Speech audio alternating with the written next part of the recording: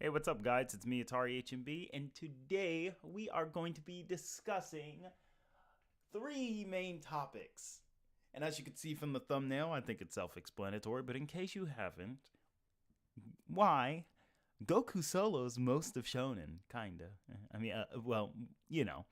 Then we're gonna go ahead and talk about the two team battles we had earlier. But for now, let's focus on my main man, Goku, because he's going to be the highlight of the stream. And with me today, I have my two moderators, Roswell and Andre. You guys could say hi.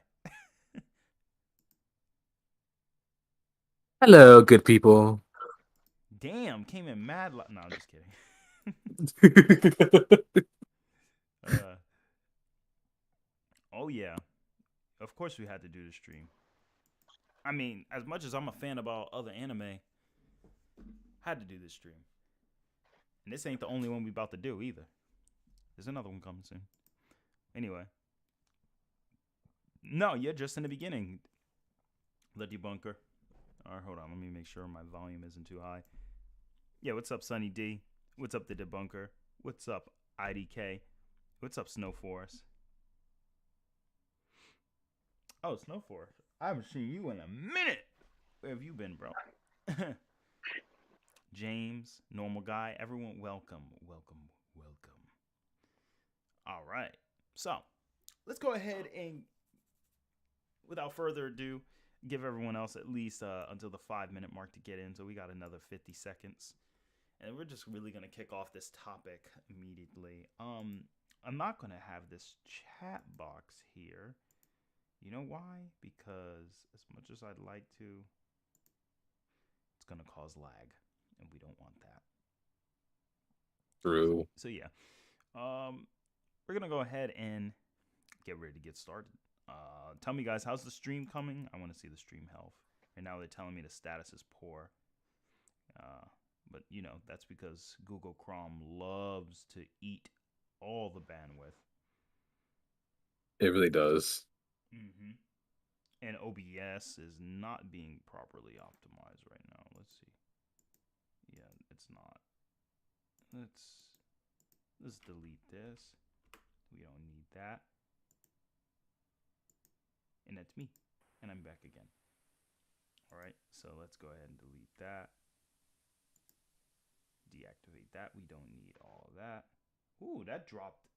I got rid of the Elgato, guys. That dropped the CPU usage by literally the CPU usage was like at 50%, and then I got rid of the freaking the game because it was still active, and it just dropped it to like 17, 14%.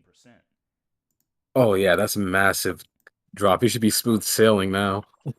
Yeah, until everything catches back up, of course. Because right now the Obviously. status still says poor, but you know, right now we're poor, guys. Sorry, we're not upper middle class right now, but it's all right. So anyway, hi everyone, welcome to the stream. I'm gonna be trying my best to keep up with chat at the same time. Andre, Roz, if you guys notice anything interesting to highlight in the chat, you can just bring it to my attention as well. Because it's gonna be hard to do all of this, but essentially, guys. So, what is today's video about? Is why Goku solos shonen, and I'm gonna be very specific about that. Shonen is a very universal term. So when I say shonen, I mean like shonen jump for the most part, typically speaking. And we're mostly speaking of anime for the most part as well. Um, I mean, for the most part, it's going to explain pretty much everything we need to know. I think what's really important, guys, is that when it comes to any type of power scaling, it's always important to consider all the factors. By the way, everyone tell me, how's the stream running for you guys so far? How is the stream running?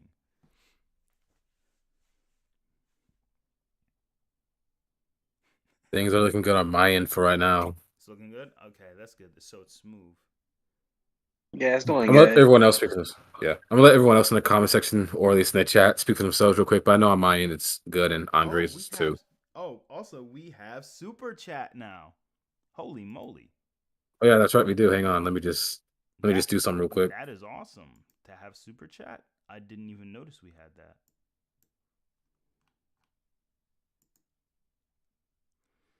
All right. I gotta say that I'm actually happy about that. Super chat. All right, but either way, regardless, guys, let's go ahead and Onyx, do you guys think my voice is low? Let's go ahead No. and Onyx, do you guys think my voice is low? I don't think so. On his end on the stream, it's coming out low. Let me try something. Hold up. 3.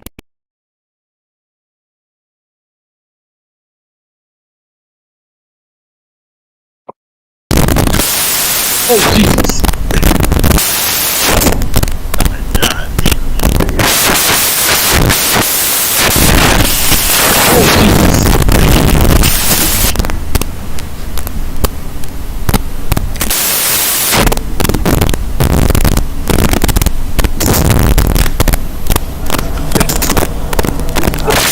Is this going to a hurricane? What the heck is going on?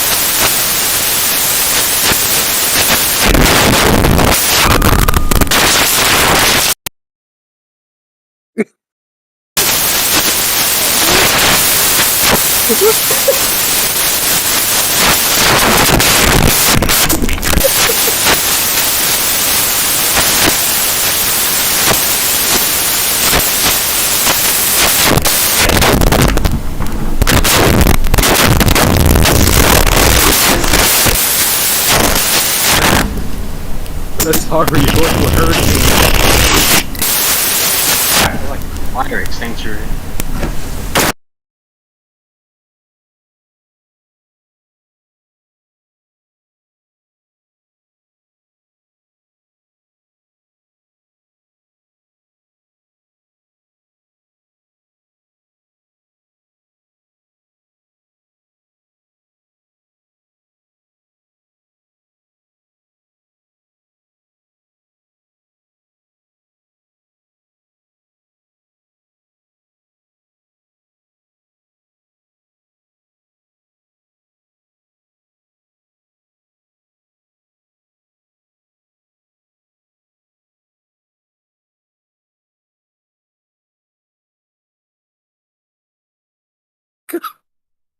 Is it doing Oh god. Is it doing There it we now? go.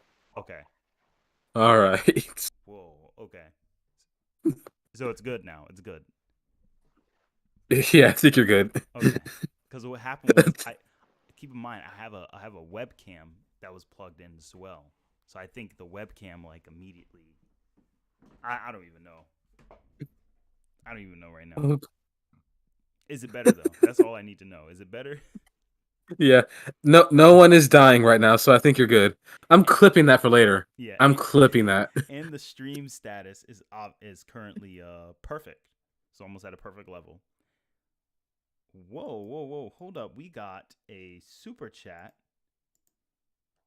By who? I didn't notice it. When did this happen? Oh, yo, Roz, I appreciate it. Even though you're right here, I appreciate it, my friend. Thank you so much. Wow. Yeah, so I was like, you know what? I'm gonna do it. All right, is my voice low still, guys? Because if it's low, I can change that. Let's do this. All right. Change it without putting us through like another hurricane. How is it now? Better? Yeah, I think Okay. you might be good. Yep. They can hear you clearly. Testing. Okay. No, I had to make sure because it's because God. I probably like hold up. Properties. Hit OK. Advanced audio property. By the way, SR Nova says your dimensional scream solo is fiction. Interesting. All right, let's increase the mic volume slowly. Okay. How is it now? Oh god. Okay, good. So, as I was trying to say, before everyone's ears blew the heck off, now we can really begin. So, Goku, let's talk a little bit about why this madman, Goku, solo's pretty much all a fiction. And I'm going to really begin with, like, I know there's going to be people, like, wondering, like, what exactly do you mean by that? Like, what exactly do you mean? Here's what I mean, guys. If Goku had to fight most of Shonen, at least, let's see how this would. It's really gonna have a particular take. And when I say Shonen, again, I mean Shonen Jump, which is like a very particular set of animes. I don't believe Gurren Lagann is Shonen Jump. I don't think it is. They are a Shonen type archetype, but they're not Shonen Jump. So when I say Shonen, I mean Shonen Jump. I assume everyone knows that, but again, just want to just reiterate that just in case. Now, let's see here. So yeah, to begin with, let's go ahead and I think a better way to go about it is let's go ahead and go over a lot of the community based comments and go ahead and see what everyone else has to say. So this is really going to tell us everything we want to know. We'll go ahead and get rid of that.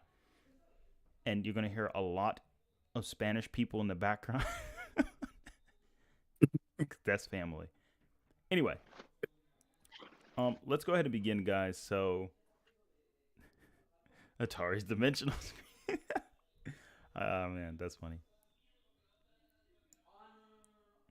All right. So, let's continue on with the main point. All right. So, what I wanted to read.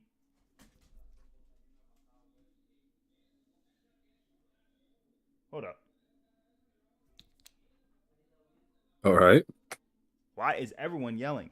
Anyway, okay, so let's see here. Can all of Shonen beat Goku? So 28% of you said, nope, Goku in base form one-shots the entire Shonen verse. Meanwhile, the other 16% said, I mean, if they catch him off guard, you know. And then 56% says, yes, they can. Ooh, that's shut up! Can't you see I'm streaming? Get out the room. Go, come on, get out. I'm streaming. You're interrupting. Go on, Damn. Dog almost blew my ear off because I anyway. Goodness. Okay, so anyway, like I was trying to say earlier, guys. By the way, is my mic still good? I'm still just paranoid. Yeah, you're good. Okay. So apparently, people believe that 56% believe that can all of Shonen beat Goku though, and I think most people think that we're including Beerus and Zeno, but I should have made this clear. No, we're not including Beerus or Zeno or any of those guys. No. I mean, if that was the case, that's too easy. That would be a trick question. This is not a trick question. Exactly. But still, it goes to show that more than 70 of you guys believe that they can. So let's talk a little bit about it. So he can't solo all of Shonen, but he would a large portion. I like some of these comments, how some people put thought into it. But again, it depends. Now, your dog solos fiction. Yep, the dog does solo fiction. I hope my latency isn't too bad as well. But let's see here. Because then you got Gurren Lagann. And then we got I'm iffy on this question. So, I mean, a lot of people are not 100% sure. So, again, I would like to go ahead and cover a lot of this. So, we're going to go over some of the comments and then kind of try to address it in the best way we can. I think that's a good way to start. But, I mean, let's just first talk a little bit about what's the main shonen popping off right now, guys, that you know of. I mean, I'm gonna go to viz.com to see what's going on. if I'm gonna make a guess, probably Demon Slayer or freaking was it Jujutsu Kaisen or something? And Probably those two. yeah, and My Hero. My Hero's definitely up Yeah, there. yeah, My Hero's up there. Boruto kind of like fluctuates. Yep. Sort of. Like it has its moments where it like hits big time and then it just drops next chapter or next like episode. Right. So we're gonna have like Hey, two when Naruto and Sasuke are fighting. right. Yeah. So here's what I want to do. I want to do this. Let me put text on the screen real quick. And I'm gonna put in character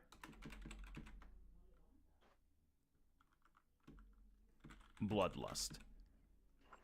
All right. So these are gonna be the two main ideas we're gonna be focusing on. In character versus bloodlust. And I think those are the most underrated tropes to always not be considered. I'd agree. So again, let me also make sure the topic is clear. So any newcomers in the stream, it's gonna be Goku. God dang it, Goku versus Shonen Jump in character or bloodlust, or I'll just do round 1 in character, round 2. Now, here's the thing. In character, it's still going to be interesting. I think a lot of people don't realize how strong Goku really is. I still humbly believe people don't really actually realize how strong this character is. And I'm just gonna refresh a lot of people's memory. Your punches are stronger 5 minutes ago. Let's look that up again. Let's see. No, not Fight Science. Though I like that YouTube channel. Shout outs to them. Let's check this out. You guys remember these two statements, right? And I'm gonna also post these in my the Discord so you guys could see the scan a little bit before the stream can. All right. You guys remember this? You remember that scan?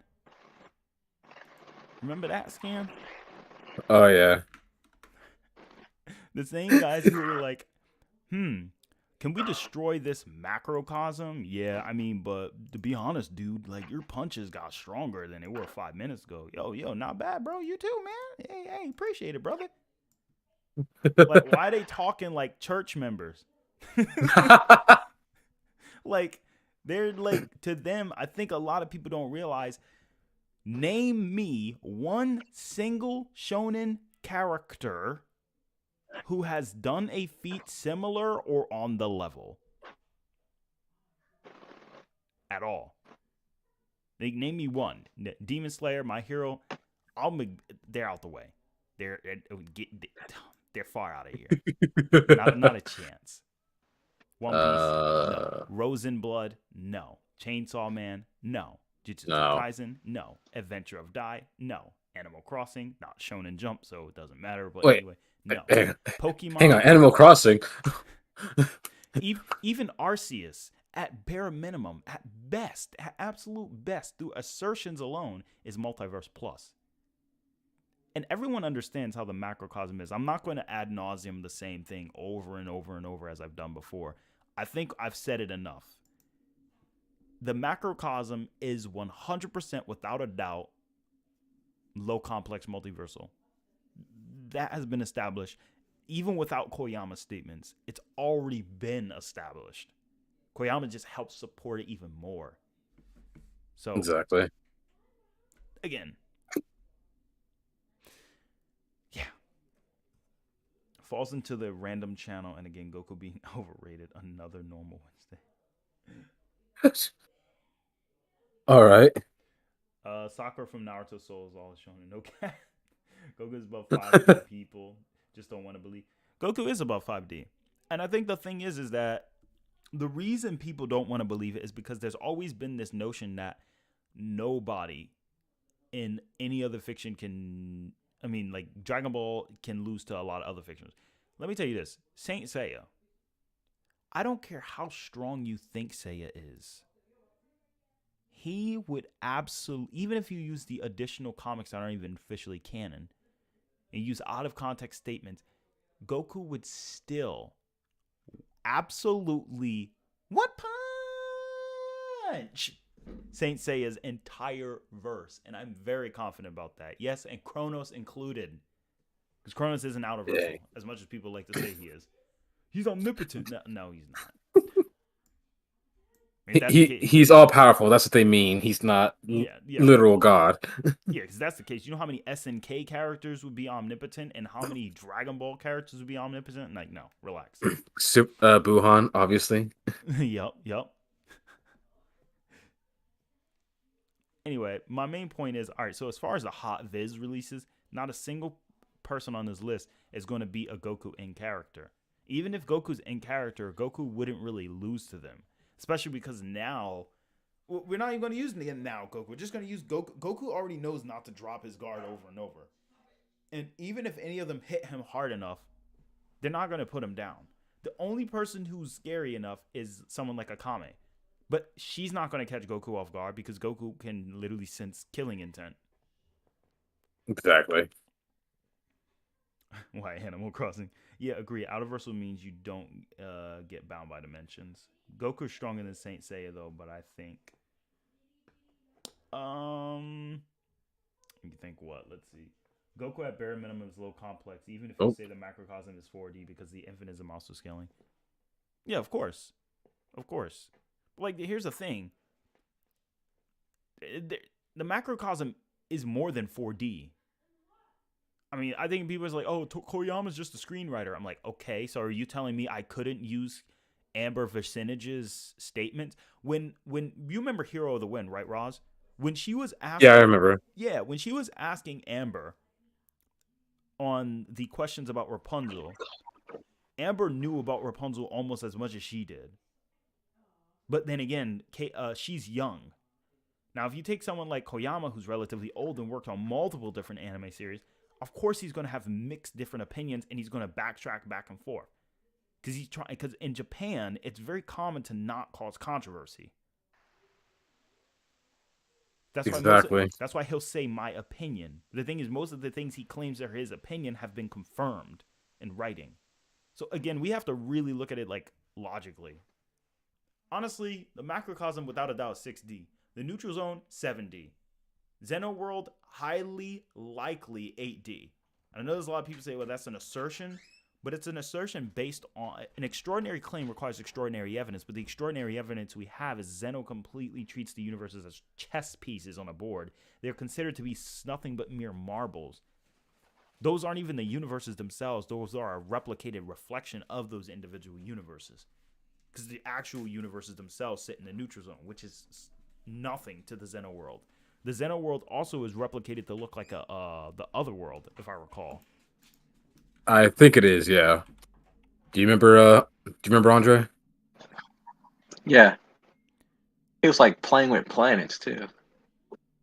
Yeah, and I'm pretty sure his planet is, I mean, think about it. Dragon Ball, people always like to say Dragon Ball copies Buddhism. But one thing about Buddhism is always about the higher plane of existence on the next plane of existence. It's usually how they treat it.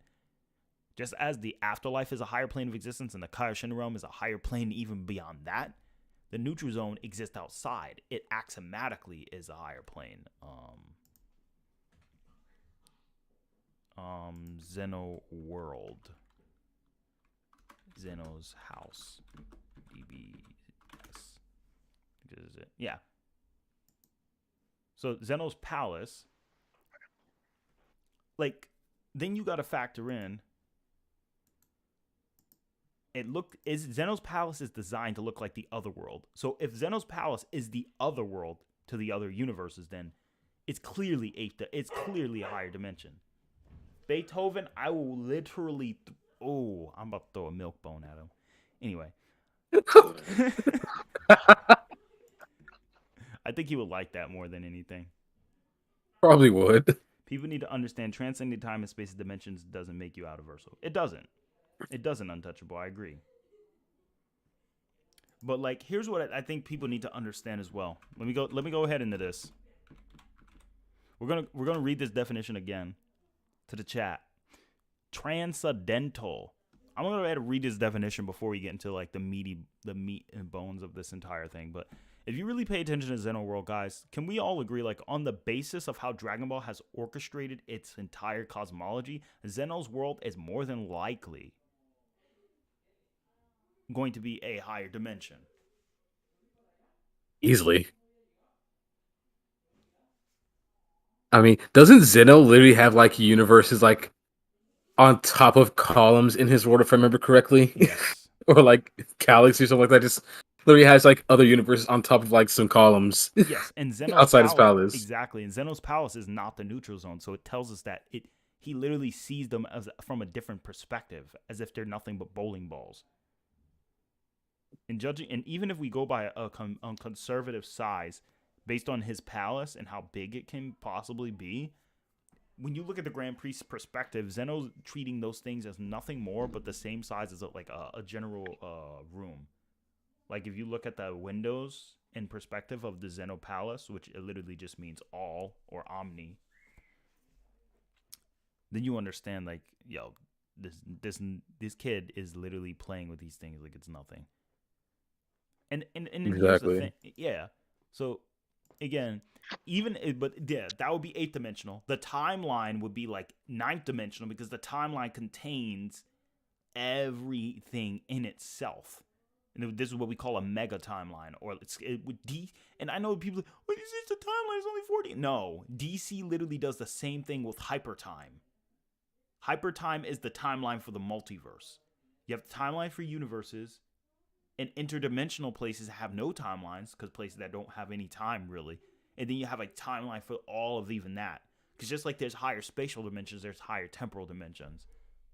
So in Dragon Ball's case, their secondary temporal dimension would act more like a 9th dimensional structure. Because it would contain every aspect of the multiverse on its point. That's how the time rings will behave. And even to this day, nobody can even debunk that unless they completely get rid of the entire butchering of how the dimensional tiering system or even the tiering system works. And if you get rid of that, you'd concede in saying a lot of other characters don't even scale higher. So then you have to factor in there's infinite.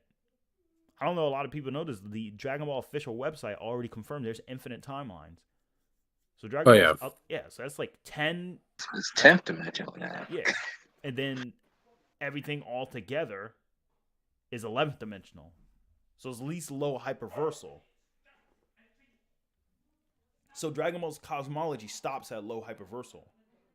But that's still impressive for canon Dragon Ball. I think a lot of people don't realize that.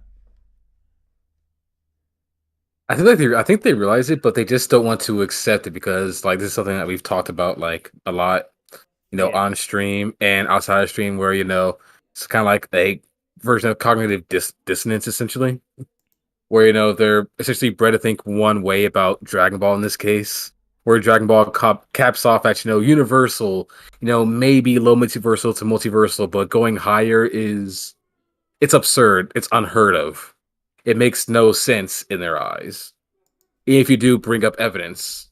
Yeah. So, exactly, and I think it has more so to do with the it has more so to do with the way Dragon Ball was structured from the beginning. A lot of people don't really actually recognize that Dragon Ball is a series where the extraordinary happens. I mean, me and Andre was talking about this a while back.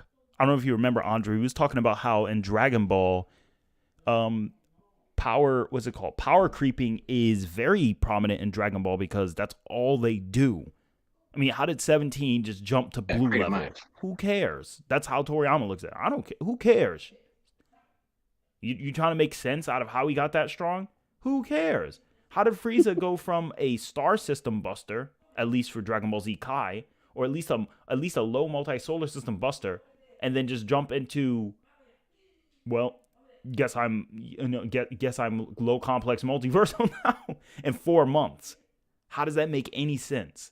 Even if you say he's not low complex multiversal, even if we neuter Dragon Ball, and just say it's low multiversal, how did he jump from literally star level to low multiverse? It makes no sense. 4 months? With Ginyu? 4 months with Ginyu? I was trying to does that make Ginyu since he's the one who took all the punishment from Frieza in that training. Exactly. And that in Isn't Ginyu still a frog now? Before he even got his body back? exactly. Yeah, he was a frog all throughout Z until Super until he got that until he stole that guy's body. And then could take a brutal training session from Frieza? Exactly. Americans still alive. Exactly. So a lot of people need to recognize that immediately off the bat.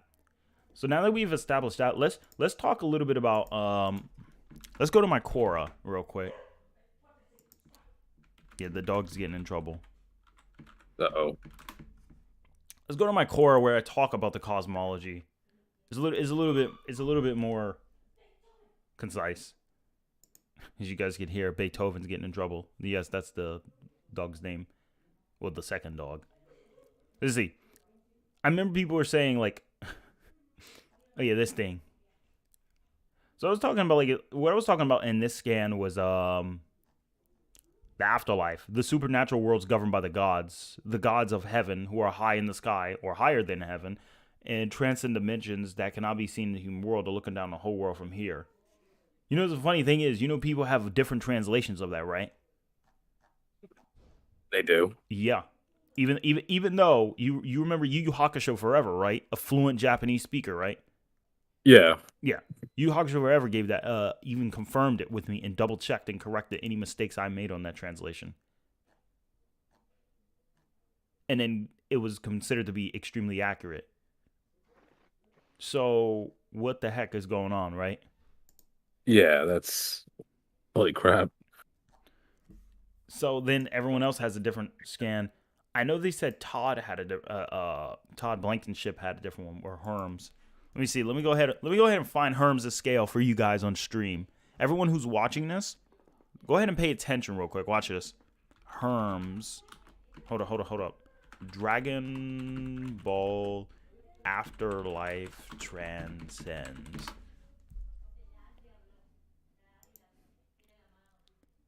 Yeah, here we go. You got multiple different definitions. Someone else used like a different fiction. It's crazy. Let's see. Hold up. Tier 1, not clickbait. I agree. Here are some more statements. Hello, you said 3D. Somebody went ahead on the Versus Battle Wiki. But Goku does not. But Goku Solo Dragon Ball. These guys are saying a lot of stuff. So true. Okay, so there were like people. All right, so I didn't know about this, but that's Versus Battle Wiki. Notice the mods. It's been there since February 22nd. The mods didn't even touch it. Of course they're not going to. You think they're going to touch it? Hell no. Pardon my language. Goku's like the most controversial character on Versus Battle Wiki. That's what I'm saying. Like, a lot of people don't realize how much they downplay facts. You have all this evidence. Yeah, like, and it's like at least put him multiversal based on his multipliers. You can't just use multipliers. Yeah, you can. You said once you hit low multiversal, you can use multipliers because you literally did the same thing for Ramiro Tempest. Just there and play was disrespectful. All right, let's go ahead and let's read this. So this one says this definition says a supernatural world in the hand of the gods. That's not really accurate, but okay. Higher than the heavens, transcending dimensions that cannot be perceived from the human world, the gods of the kingdom of heaven look down on all of the world from this land. Kinda accurate, but again, not necessarily. Now let's look at, apparently this is Herm's definition. So Herms translated this. Let's go ahead and see. At least I heard he did. Okay. As far as transcending dimension line goes, it's on this page from the opening section. Quite a few people have been asking about it lately. Of course they have, because that was like around the time I brought it up. And I'm not trying to take all the credit, but like... Chuck, is this actually the Chuck? Yeah, it is the Chuck. You know what's funny is that a lot of people... Yo, Andre, Roz, let's be 100% honest. Who else was making this type of content arguing about the Dragon Ball's cosmology, about afterlife transcending? I'm pretty No sure. one. Yeah, No one. it all No one. started after I put that amino up, right? Exactly. But No one cared to discuss it before. They just said, "Oh, the Dragon Ball universe is like a normal universe. Maybe it's just bit bigger than our own, and that's it." No one cares yeah, until you brought it up. yep, No one really brought up that scan, so you brought it up. yep. And it's funny because this was on my birthday, March 1st, which just passed. Well, no, this was on March 1st last year. Isn't that crazy? Like, nobody starts talking about this stuff until, like, I brought it up. And again, I'm not trying to take credit for everything, but I mean, chat, give me a 1 in the chat if you guys agree that I was one of the first people to bring this type of stuff up. And, like, everyone else is talking about it. Keep in mind, I was bringing this up in, like, me and Andre were talking about stuff like this in 2019. And we were even hinting at it even possibly earlier. Because you remember the whole 7 Deeds of Masu thing I did, like, in 2016? I think the That was only... before we even met when you did that. Yeah, I think the only other person who was talking about higher dimensions was Revolution. Revolution is the only other person I know who goes about, because even Revolution says agrees the neutral zone is 5D at least, because he goes on a more. He was the only one. Mm-hmm. So let's go ahead and see something. All right, so let's go ahead and read Herm's definition. The heavenly realm, the cosmos, a supernatural realm ruled by the gods, higher than the sky, which, okay, a dimensionally transcendental heavenly country, which country can also be considered to be land, a heavenly country that cannot be perceived from the human realm. From this land, the gods look down upon the entire world. Now, a lot of people, it's just transcendental. Stop wanking it to be so high. Okay. Let's go ahead. Okay, my brother. Let's go ahead and read the definition. Do you remember when the people were... No, let me not talk like that. But do you remember when the people were... Oh, yeah, this thing. Yeah, I remember this. Because there were people out there saying... No, Dragon Ball's cosmology is not that big. It says transcendental, okay? Stop wanking, bro. Transcendental still means transcended. So Remember how they just show half of the definition, but not the entire thing? yeah, some real death battle stuff there. Exactly. So let's go ahead and look at this, guys. Ready? Transcendental. Transcendental describes anything that has to do with the spiritual, non-physical world. You could describe the time you spent in the woods hiking as a physical and transcendental experience. But when they mean by transcendental here, they mean by a spiritual experience. Because some people have epiphanies in much other aspects. But listen, this is the point where everyone literally, like, I think I showed you before, right, Andre? Like, I had it in our old Discord conversation where somebody brought this up and I debunked them. But let me look it up again because...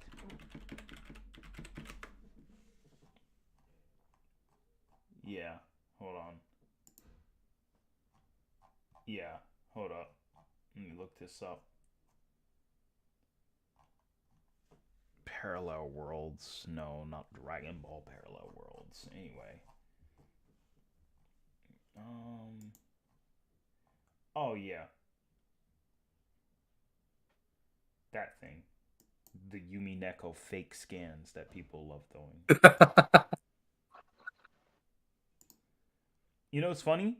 I think I was in college last November. And then people were like,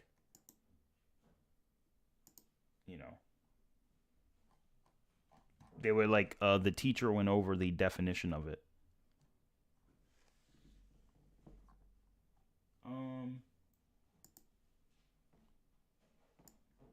Let's go ahead and bring it up. And I'm not trying to bully. So again, as a disclaimer, don't go around and bully people for this, guys. We're just going to read it for what it is. This is why I don't debate. It's not that I can't debate. I don't like to. I have no need to waste my time arguing with people over things I can just prove in a statement. If you don't agree, why do I need to spend an hour to convince one person when my video that I made can spend the 10 minutes they spend watching it and convince like hundreds of people who will have a like mind? So sometimes debating isn't worth it. Exactly. They're scared because Goku is this strong. Exactly. So again, this is not going to be all. Let's look at it. 1, it literally says transcendental, which relates to physical or non-physical. It does not relate to higher dimensions. Then this guy named Lackeyfall says, prove it. Then they post this. Transcendental describes blah, blah, blah. And they go over this. It literally has nothing to do with transcending dimensions and anything else from so far in. Okay. What else did they say? I think they said something else. They said this. The issue is that this translation does not say transcendental. It says transcends them. Oh yeah, no, that was me. That was me bodying. Anyway. It's okay. Take credit for when you did do it. It's all right. Yep. He said so. That's the definition he pulled out, right, guys? Let's go ahead and take a look at something right here. All right, let's go ahead and take a look. So you guys see, this is the same exact text we see here. You want to know one thing problem is? He didn't read the whole thing. He didn't read the whole thing at all. Like, this is the exact same place. Hold on, let me play the volume. Transcendental. Say that again. Transcendental. Thank you. Trying to be slick here. Yeah, let's read the full definition. When something is transcendental, it's beyond ordinary everyday experience. It might be religious, spiritual, or otherworldly. No pun intended, by the way, of otherworld. Anyway, it says, but if it is transcendental, it transcends or goes beyond the regular physical realm. The adjective transcendental is used to describe a particular kind of meditation, a specific school of philosophy, and even a type of number in mathematics. Transcendental and transcend come from the Latin word transcendere, or climb over or beyond. Definitions of transcendental in the first definition of adjective: existing outside of or not in accordance with nature. Guys, you know what I find funny? Roz, you know what I find funny about it saying nature? Who happened to transcend the laws? Who is happening to warp the laws of nature? Janemba, right? Yep. All right. Exactly. So even if you say the afterlife is transcendental, which is literally pretty much the same thing, it literally concedes to the point I was trying to make. If this situation continues, let me read that again, guys. The eternal laws of nature will be completely warped, resulting in the weakening of the boundary between the afterlife and the human world. So imagine if somebody could weaken the boundaries between higher and lower dimensions, spiritual and physical dimension. Now, let's go ahead and read. Oh, wait, hold on. The Noah Webster isn't working right now, unfortunately. I can't show you guys, sadly, but if you look up the definition of law in the Noah Webster, let me see if I can. Noah Webster 1828. I want to look up the old definition of laws of nature.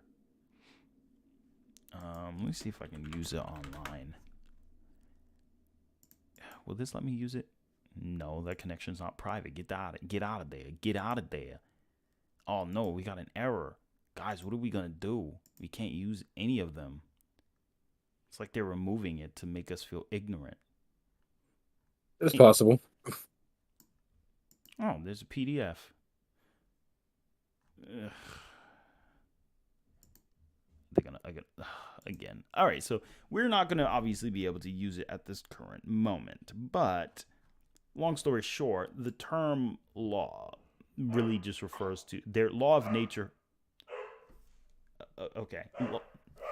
If you, okay, give me 1 second.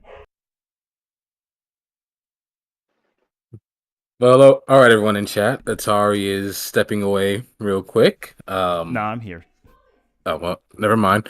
My was wife quick. Chi Chi is going to deal with him. Uh-oh.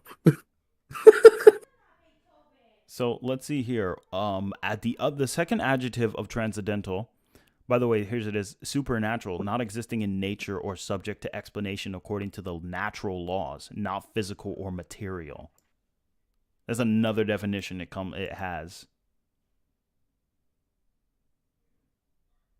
Now, the second definition of or characteristics of a system of philosophy emphasizing the intuitive and spiritual above and empirical and material. So all this has to do with how transcendental literally is beyond the physical. So literally cutting this definition is to show you that there's an ulterior, this is appeal to motive.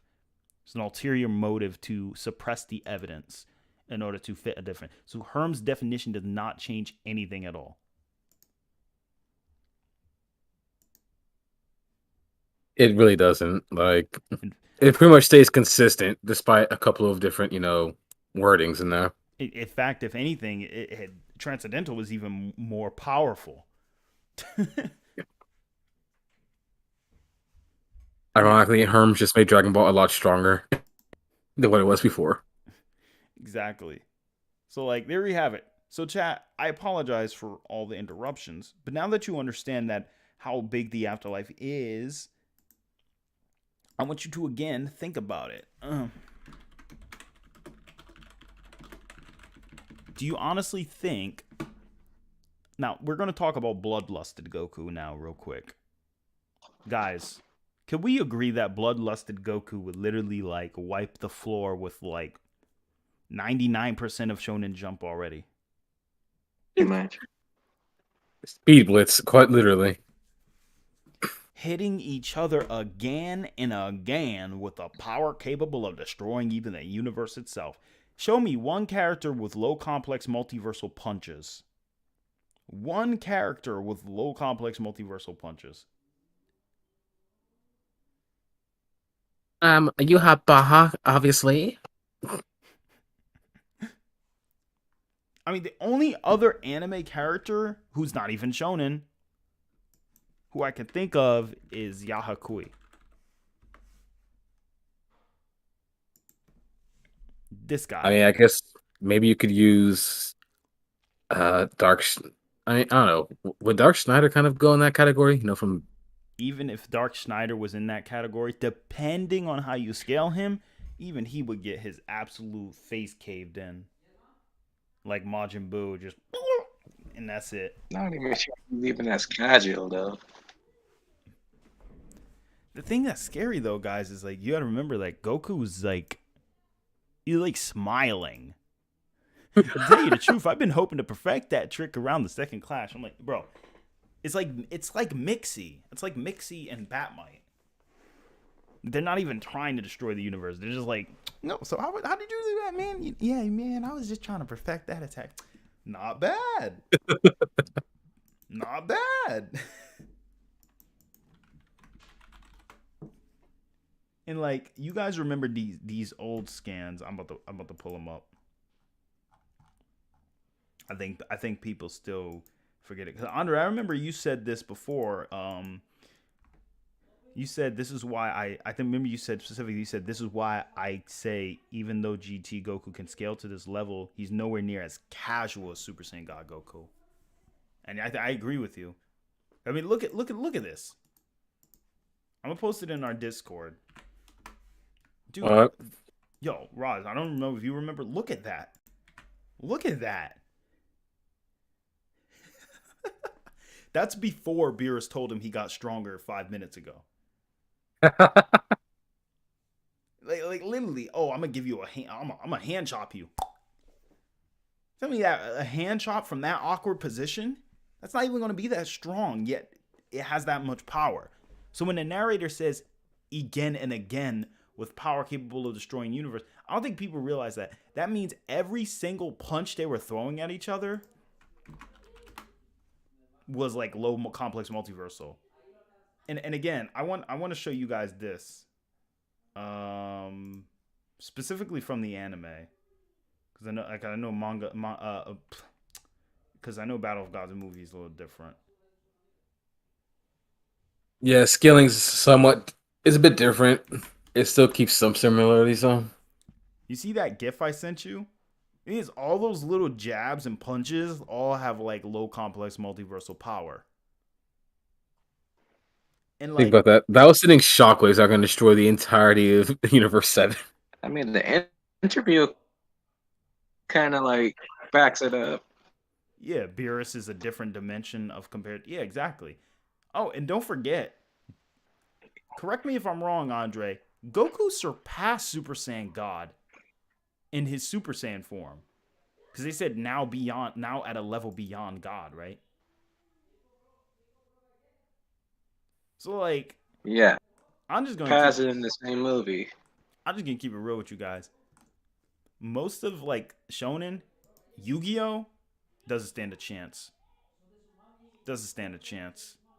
Y'all can try it. You can summon monster Goku will one punch man those monsters. These monsters are beyond like infinite universes. So anyway, Goku punches these monsters. especially because remember, we just said Zamasu. Here's the thing: Zamasu scales beyond the neutral zone, so that's 7th dimensional. He transcended that beyond the Xeno world, and he became the entire timeline. So depending if you want to consider Xeno world a higher dimension or not, you're looking at 8th dimensional to 9th dimensional Zamasu. That's ridiculous. And the fact is, Andre, do you remember if did Goku surpass his blue self in after the Tournament of Power? Because we're using Broly movie Goku. Yeah, pretty much. Yeah, because we surpasses Blue Self and Kefla. Man, this character is too freaking powerful. So you got a 9th dimensional base form Goku.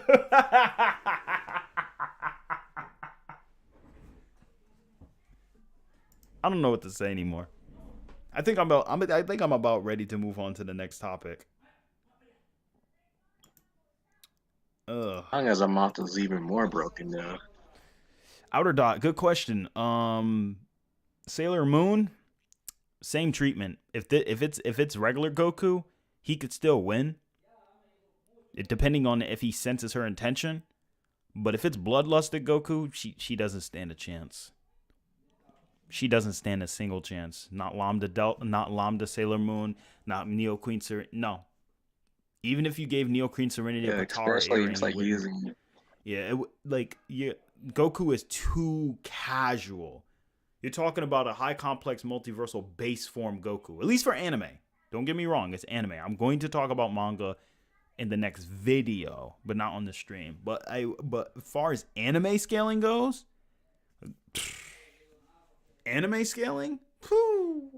base form Goku, nah.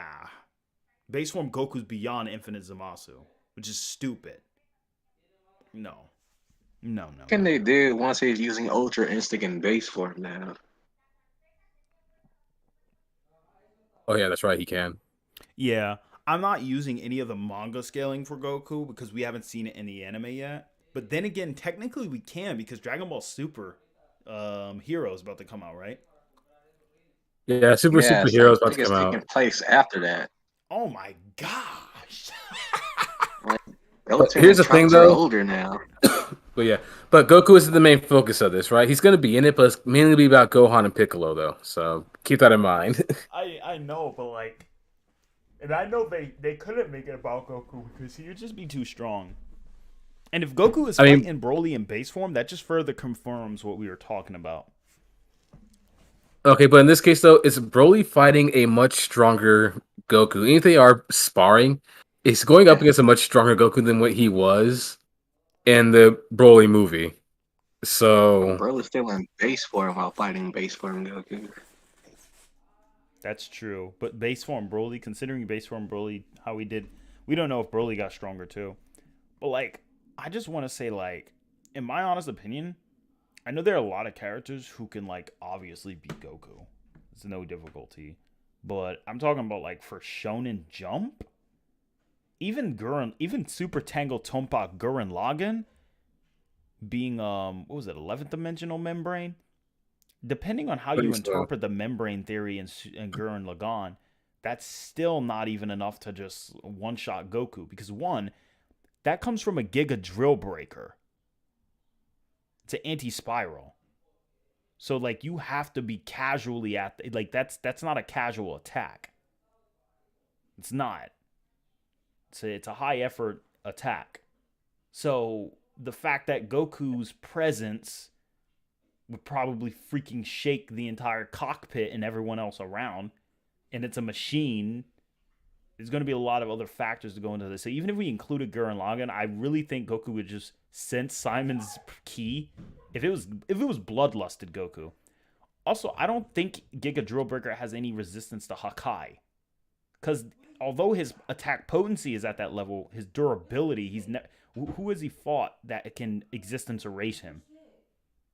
Oh wait, no, Anime Goku doesn't have Hakai, does he? I don't know if he does. I mean, he probably does if you're using Dragon Ball Superhero, because it mixes the manga in with the anime. Yeah.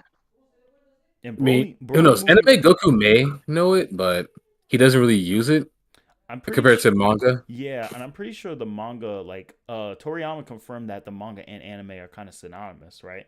With the Broly movie.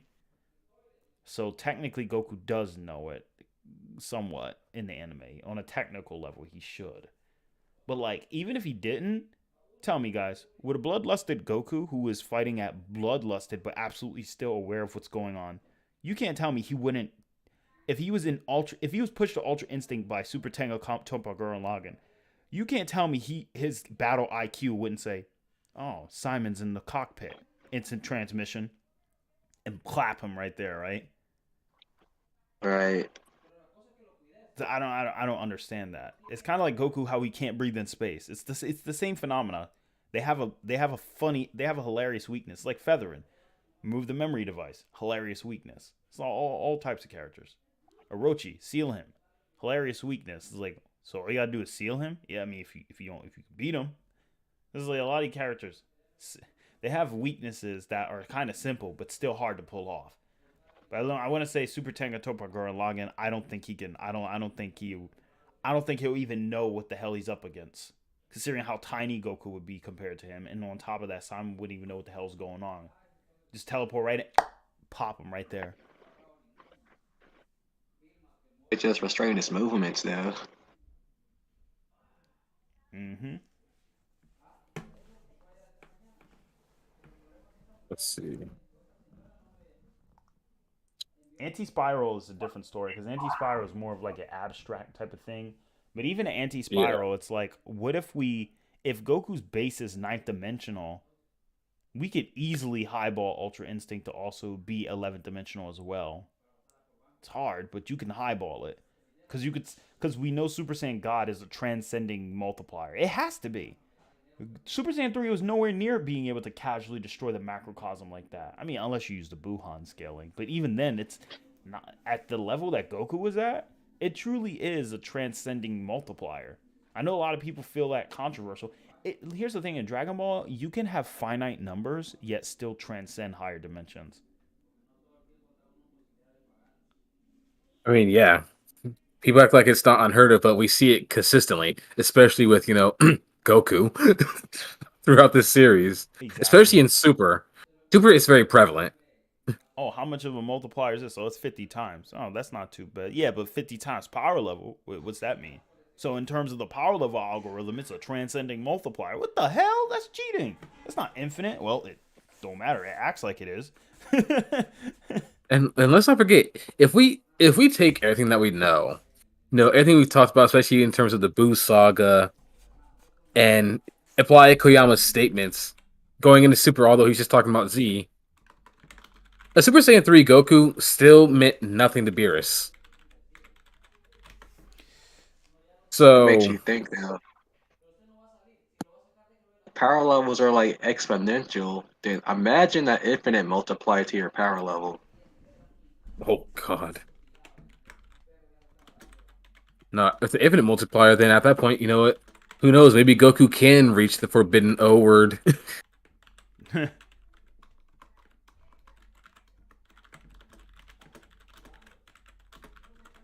I'm just gonna transcend the Outerversal. Exactly. But like overall, guys, I think that should end it for there where Goku scales. Goku's a very powerful character.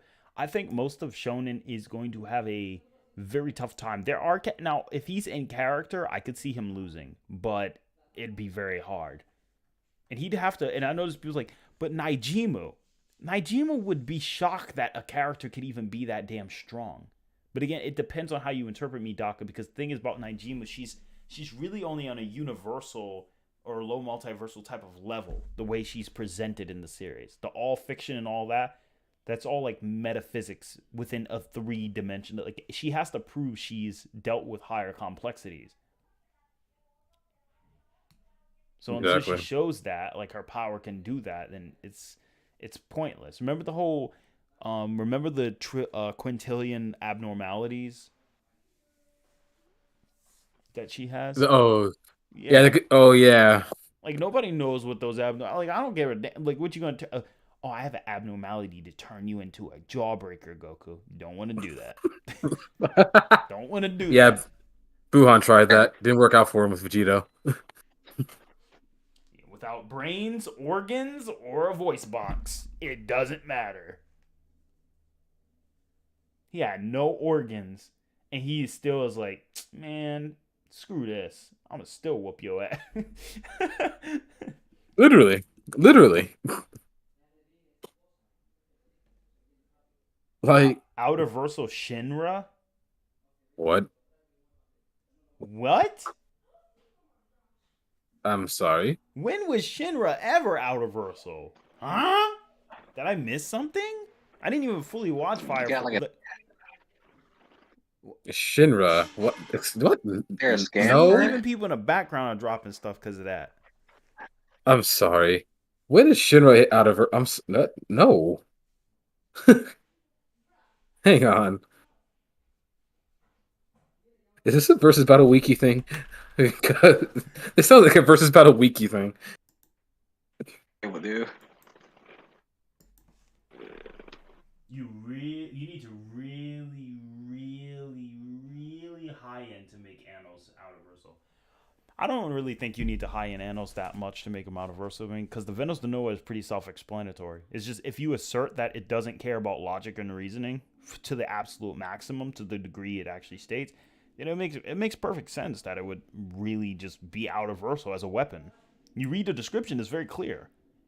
And the Silver Sea, I actually have Anos around the level of Kefla. In all reality, on a more mid-end logical consistent scale, but again, the Silver Sea really hasn't been explained 100%. But as far as I'm concerned, I really think Anos has the potential to be mid hyperversal as well. I mean, it's not surprising. He's a light novel character.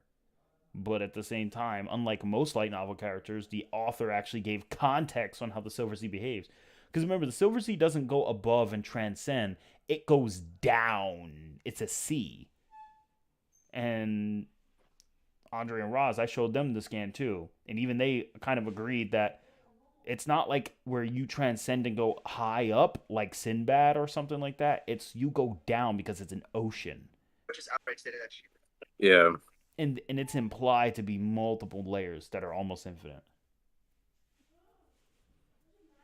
He's just talking about 99 plus layers that we know of in the story. So Anos is really powerful. He's no joke. Is he Outerversal? No. Does he have power of attack potency to be Outerversal? Super high ball, yeah. But is he definitely beyond multiversal? Heck yeah. Saying Anos is beyond multiversal is like saying Yusuke is planetary. It's so obvious. So Anos is definitely above multiversal level, easily.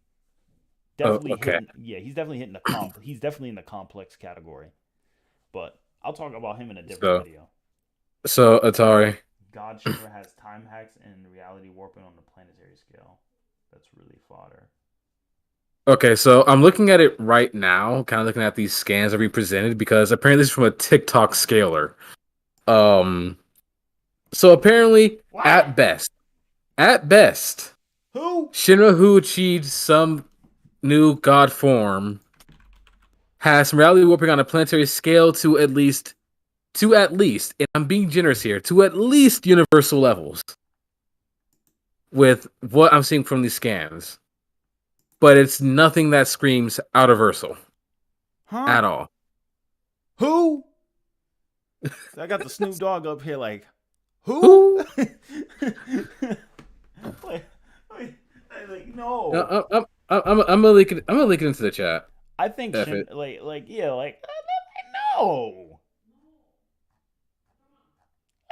no. yeah. Hang on. Let me just. Oh no. Even versus Battle Wiki disagrees with this. They're like, no, there's no out of Ursal here. And you know, they're the ones who claim out of Ursal for everything. Exactly. As long as it ain't Dragon Ball.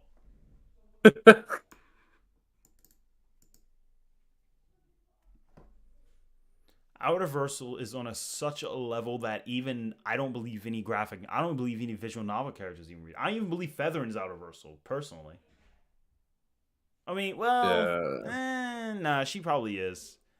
Nah, she is. Because they everything's fiction to her, so. Yeah, they make it clear that she doesn't need to take any time to write it down. If she wants it to, it just happens. Like, kind of like, only like Beyonder, Tribunal, Featherin, the one below all.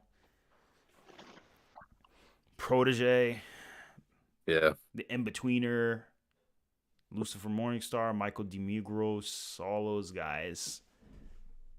Those are like true outerversal beings. I'll say the one above all. Yeah. yeah. But damn, I sound like Porky Pig. But yeah. All folks. So who would win? Heart of the Universe, Thanos or Anos?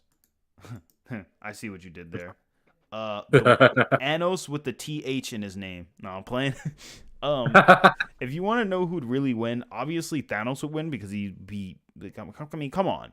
The only other bet is if Anos is like slaps him with the Venos, actually with the Eyes of Destruction, which are very powerful, but he can't control them. So, no.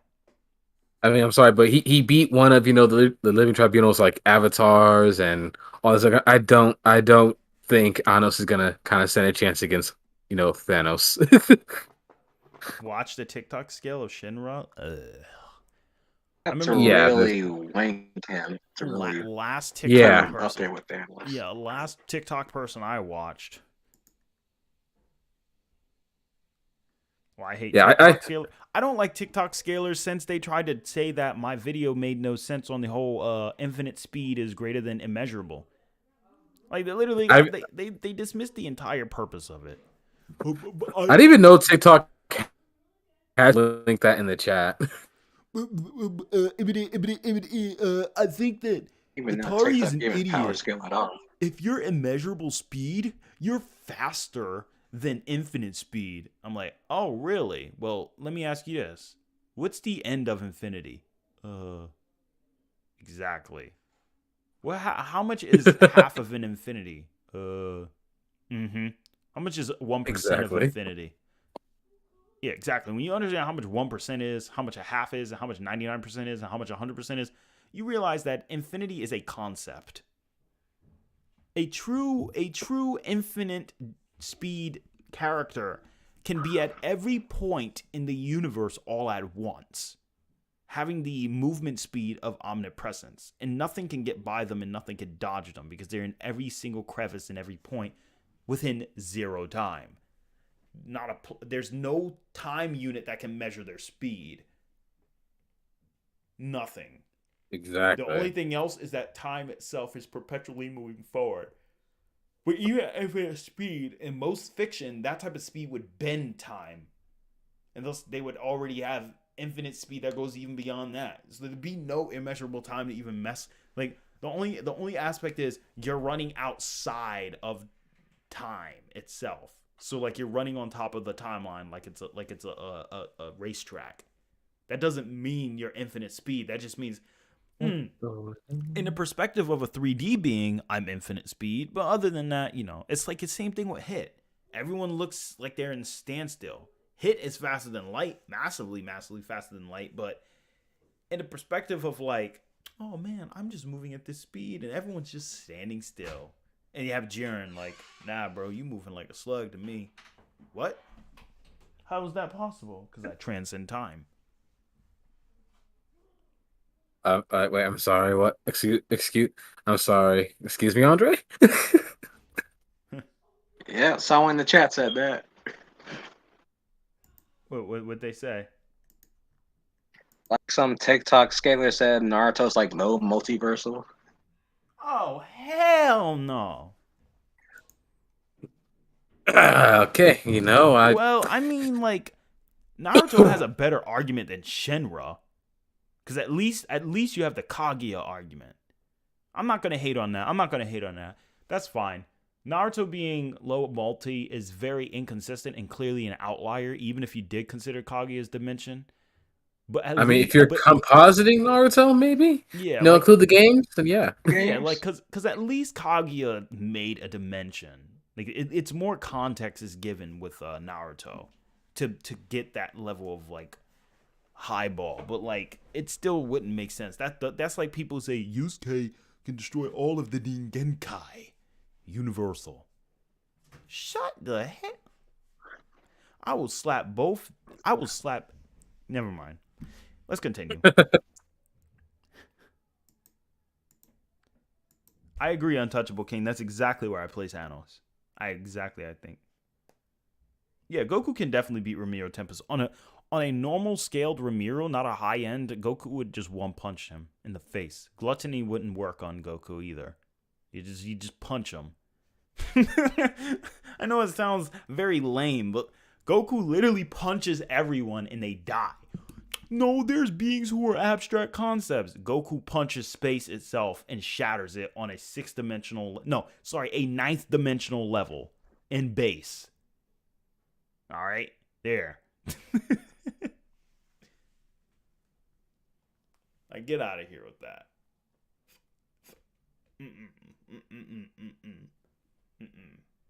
Goku solos. End of story. No, I'm just kidding. Goku doesn't all. In all honesty, Goku in character is not soloing. I'm sure we all know that. He gauntlet solo, like if it was in a gauntlet battle, but actually even then, right. Yeah. I mean, even then, if it's Vegeta would even then, because there's some characters with tricky hacks. Maybe we have Beerus. Now Beerus. I'm sure we. Okay, that just makes it unfair. We're trying to keep it somewhat fair here. Even if it's unfair to have Goku going through a gauntlet, Beerus is just on a different level. We all three of us know that. That's just. I think Beerus. That's unfair. I think Beerus beats Sinbad. And you and I, we already talked about Sinbad. The whole, he's hyperversal. Man, that skin ain't hyperversal. Hyperversal It's these not. nuts. That sounds painful. I'd rather not. No. Sinbad is really Sinbad ass. But, no, he ain't no. He's not hyperversal. He's going to go to each layer and kill all the gods. He definitely ain't infinite hyperversal then, because he has to continue to do that for forever. Exactly. And that mean there'd be like near infinite, if not infinite dimensions that he has to keep going up. And he'll never reach the end. So he'll always be at a finite number until proven otherwise. So Rapunzel still claps him. Anyway, I'm just kidding. Okay, I'm not kidding. Your Rapunzel's broken. No, Rapunzel would more likely destroy him easily. Yeah. He uses best magic attack. Rapunzel's like, I can make wishes too. Wait, what? If you hit my hair, it's gonna come back at you tenfold. That's so stupid. I think they did that just so nobody can say they beat Rapunzel.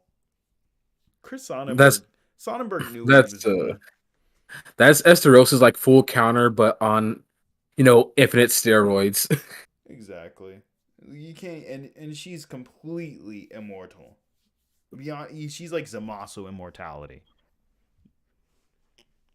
Like then we just need completely Zeno. transcend her to really get a chance. Exactly. All right, Thanks. so Sounds like we need Zeno up in here then. you guys Just ready for the kidding. next topic? Let's do it. All right, so the next topic, guys, we're gonna start with the first team. I think that was what Team Gamma versus Theta. Yep. Let's go ahead Theta. and begin. All right, now let me. Team. Who's going up against who? Let's see. So we have Ryoko versus Naruto, Luffy versus Omni-Man, Yusuke versus Ichigo. Team I Gamma. forgot his name.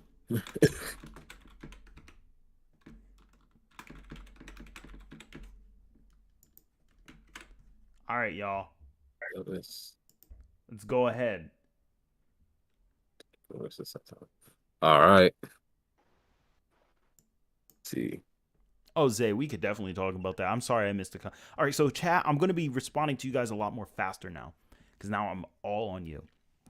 All right, so we're going to handle this, and let's go ahead and read the rules real quick. All right, folks, so we got Ryuko high-end plus the statements. We got current Luffy high-end, Yusuke, EOS, Tsunayoshi, EOS, Toriko, EOS. Team Theta, Naruto, current, Omni-Man, comic feeds, Ichigo, EOS, Meliodas, EOS, Saitama, anime, and manga. Scaling.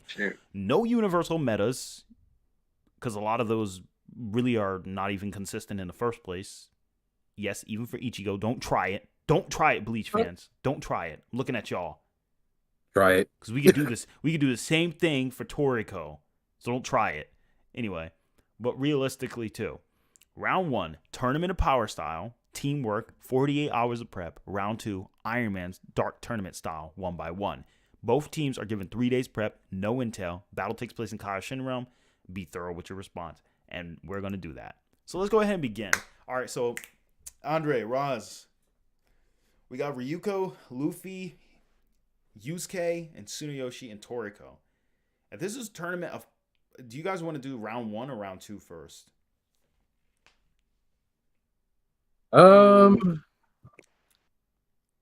It's fine. Probably either works. All right, chat. Round 1 or round 2? Round 1 or round 2. Tournament of Power style or Dark Tournament style? Is Bardock gonna like collect the Dragon Balls to like revive Kurama? Hopefully not. I doubt it. Kishimoto was pretty, dead set on killing him. All right, so we got IDK put 2. So he wants to do Dark Tournament style. Nice. Makes it interesting. Zay said Dark Tournament. Yep, that might just be one person though. I think everyone. Oh, well, we got Zay, Dark Tournament style. I think that's it though. We got 2. So all right, we're probably gonna go with Dark Tournament because I don't think anyone else is. Yeah, everyone's thinking about comic Thanos versus Goku now. Bluesy.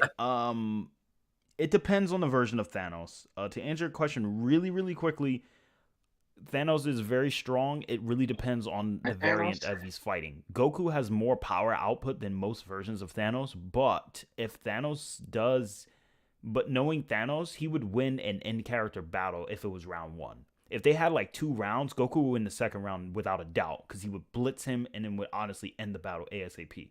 But if it was like in character, Goku would be trying to test Thanos, and Thanos would know immediately he needs oxygen. Thanos is a smart fighter, and so Thanos would kill Goku through there.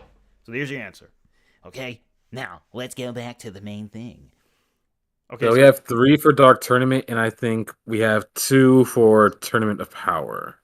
All right, so we're just gonna do Dark Tournament style. And honestly, if they had 48, they got how many hours of prep? I think you said 48. Yeah. No, 3. Both teams are given 3 days. Yeah, 3 days prep. If it's not since it's Dark Tournament style, they get 3 days prep. All right. So they don't get any intel.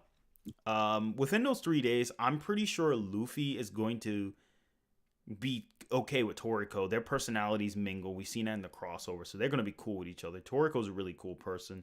Yusuke's gonna like Toriko. He's gonna be chill. Suna, when he's not in his dying will, is gonna be chill. Ryuko is going to definitely.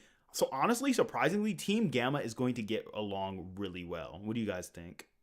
Yeah, no, I think Yusuke and Ryuko's definitely gonna get along pretty well. These are both they're both some battle hungry, individuals. Mm-hmm. Exactly. So The there's Saiyans. exactly. Yeah, Saiyans. Like, remember, Yusuke said to himself, "It doesn't matter if it's a man, woman, child, someone's grandmother. Hands are hands." Yup. So I think Jopo asked who has the best healing factor. I'm going to go ahead and say Team Gamma because Yusuke has the spirit wave. Okay, so I mean, to be fair, if for Team Theta, are we gonna say it's Goku when he still has Kurama, or Goku without Kurama? Why are you calling him Goku? Okay. I mean, like No, Naruto. that was Jesus Christ, my brain's still on Goku. Naruto.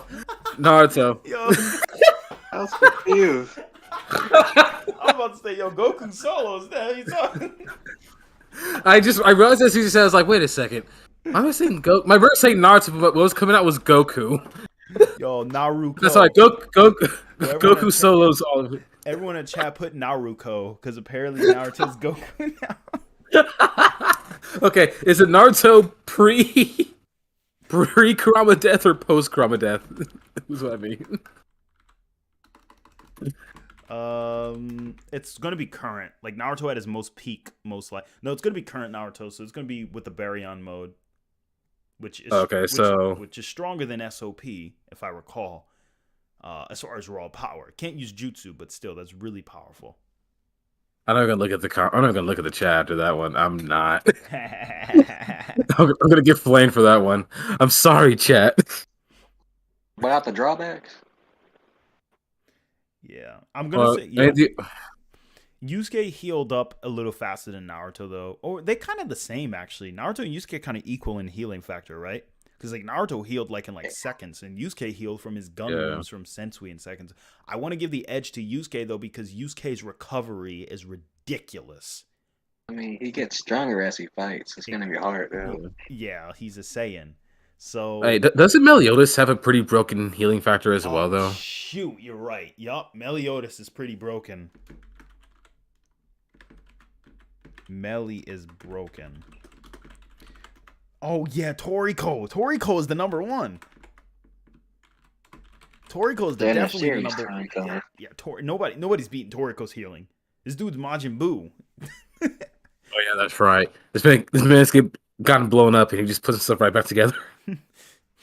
All right, so let's see. So the good thing is Team Gamma's going to get along. That's really good.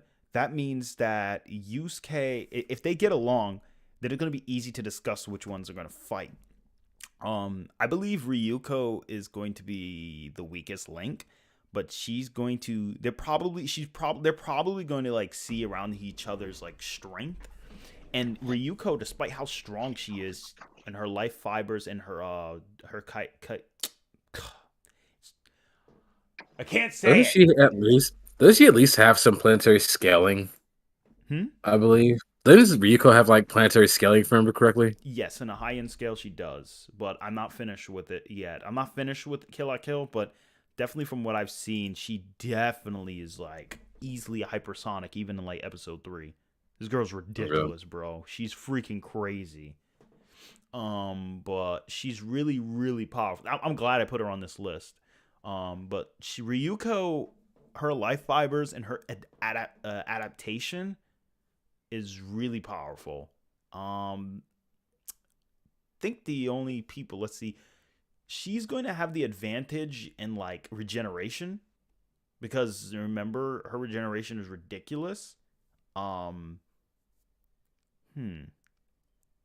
don't know. I mean, it depends on who we place her up against because Naruto is definitely going to kind of bully her. Yeah. Omni-Man would bully her.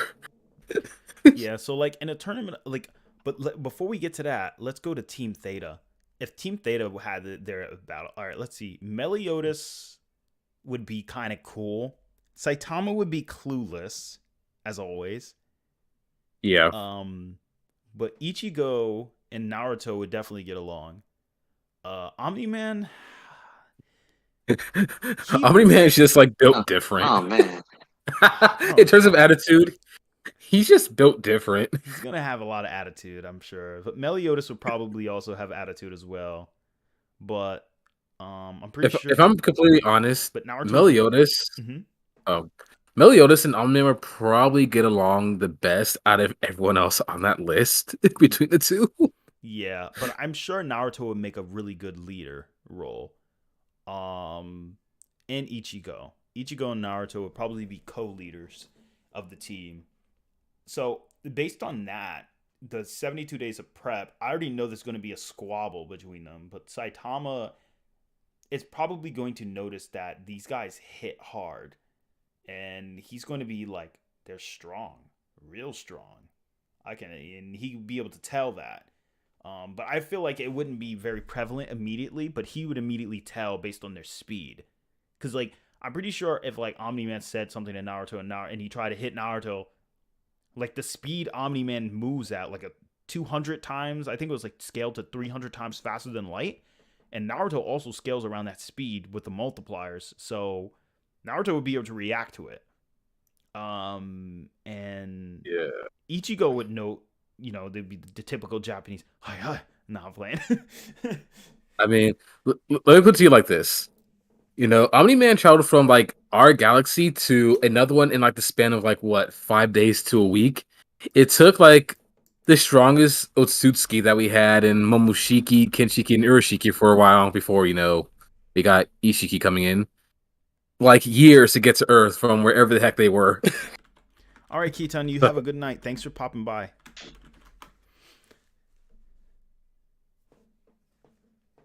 Omni-Man gonna like have no chill in this matchup.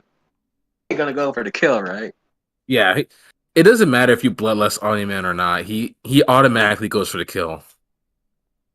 That's literally just in his character. He will kill you, not beat you to a pulp like most protagonists would. Right. So let's go ahead and view.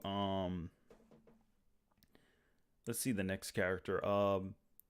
Yeah, so I feel like with their team, it's going to be a little bit difficult to orchestrate something, but they would understand that their fates are intended for this. So when the tournament day comes, I'm pretty sure Yusuke is going to be eager to want to go first, but Ryuko will say, let me take him. And despite people doubting what Ryuko can do, I'm pretty sure, like, in the first match, they're probably going to send someone like Saitama. Because they wouldn't know how strong he really is. And as much as I love Ryuko, Saitama... Well, it's actually going to be interesting. So Ryuko, when Saitama and her fight, Saitama's going to know that this girl's packing a punch. So he's not going to just sit there and tank the attack. Saitama kind of has some common sense on what to dodge. If that makes any sense. At times. Yeah. At times. So, like, if she hits... You know what I think will happen? She'll hit him, but it'll kind of rattle his head. Like, holy shit. Did I feel that? Or more so... No, in fact, I think it'll hurt him. Not hurt him. It'll be like Boros. Like, oh, okay. Yeah, she's pretty... It'll damage him, like, a bit. Like, Yeah. oh, okay, I do need to take this serious. She's pretty strong. And all he would do is do a consecutive normal punch, and it would send her flying. She'll obviously be bleeding from the mouth. She'll be all shocked, like... Oh man, he's really strong. That one punch almost nearly wiped me out. But then she'll be smiling like, I'm ready for more. Are you ready, Sengetsu? And then she'll take Sengetsu and activate her life fiber final form and try to go ham. But based on what she has shown, Saitama, if he goes for like, she would bounce back at him. He'd be like, not bad. And he'd be pretty tattered, but then he'd say, finally, I can try. And then he'll go for like a hard punch. I think he'll outshine Ryuko. What do you guys think? Oh no. Yeah. He will clearly, like... He Saitama. definitely has the power advantage. Saitama would win easily. So Hands down.